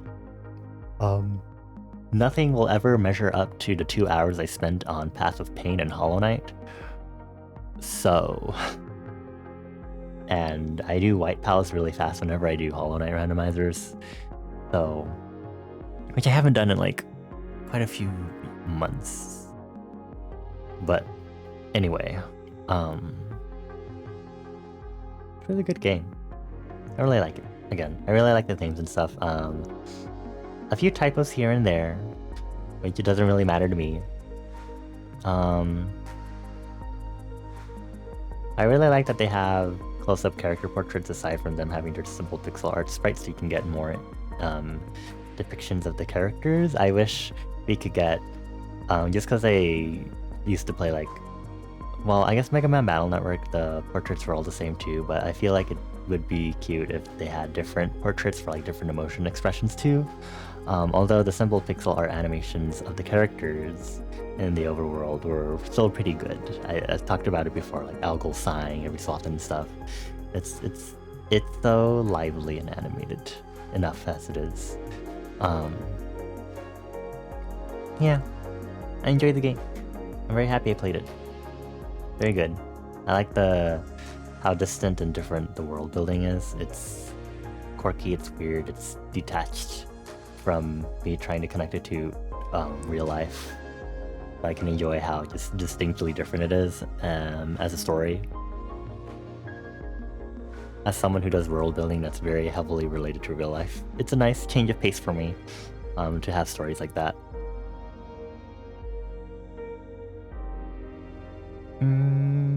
Yeah, that's all I had to say about that. I thought I'd have a lot more thoughts, but I guess not. I guess for now, it's time to wrap up and get out of here. Let's do our outro. Thank you everyone for chilling with us here in Liminal Space. I give you all forehead kisses. Mwah, mwah, mwah. Thank you all for yapping about how your last season has been, what to look up to for the next season, if anything. Talking about food, legal stuff like setting up a business and LLC, job hunting, a lot of food stuff in general. If you want to know when we're next streaming, we only post our stream schedules in Discord, just so you know. We usually stream Mondays, Tuesdays, Thursdays, and Saturdays. So I'll probably see you all on Monday, unless I do a Gorilla stream tomorrow. I will say for next week, I will not be streaming on Saturday, because I do have some outings next weekend. So just keep that in mind. I have to burp. Maybe an antacid would be nice right now, but they're not in my room. Anyway, if you want to check out our latest art and music stuff, you know, it's really funny. I still haven't posted that reference sheet for my newest OC Weiss still. Anyway, you can check us out on social media by going to our link tree, where it's at Bonnie on most of our other platforms anyway. Blue Sky and Tumblr. You can also check out our Bandcamp. And of course, don't forget to explore and get your stamp if you haven't already for the stream. Stampy, snappy.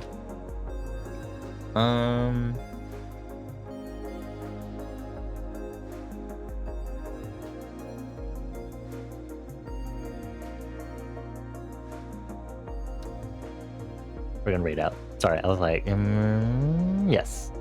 We're gonna raid JP as usual. I like stopping by JP streams. I think it's been a hot bit, but not like too long of a hot bit, but we can say hi to him again. For a choice of stream for tonight. So I'll be going to say hi to JP, who's currently working on, according to his stream title, Lazy Doodling.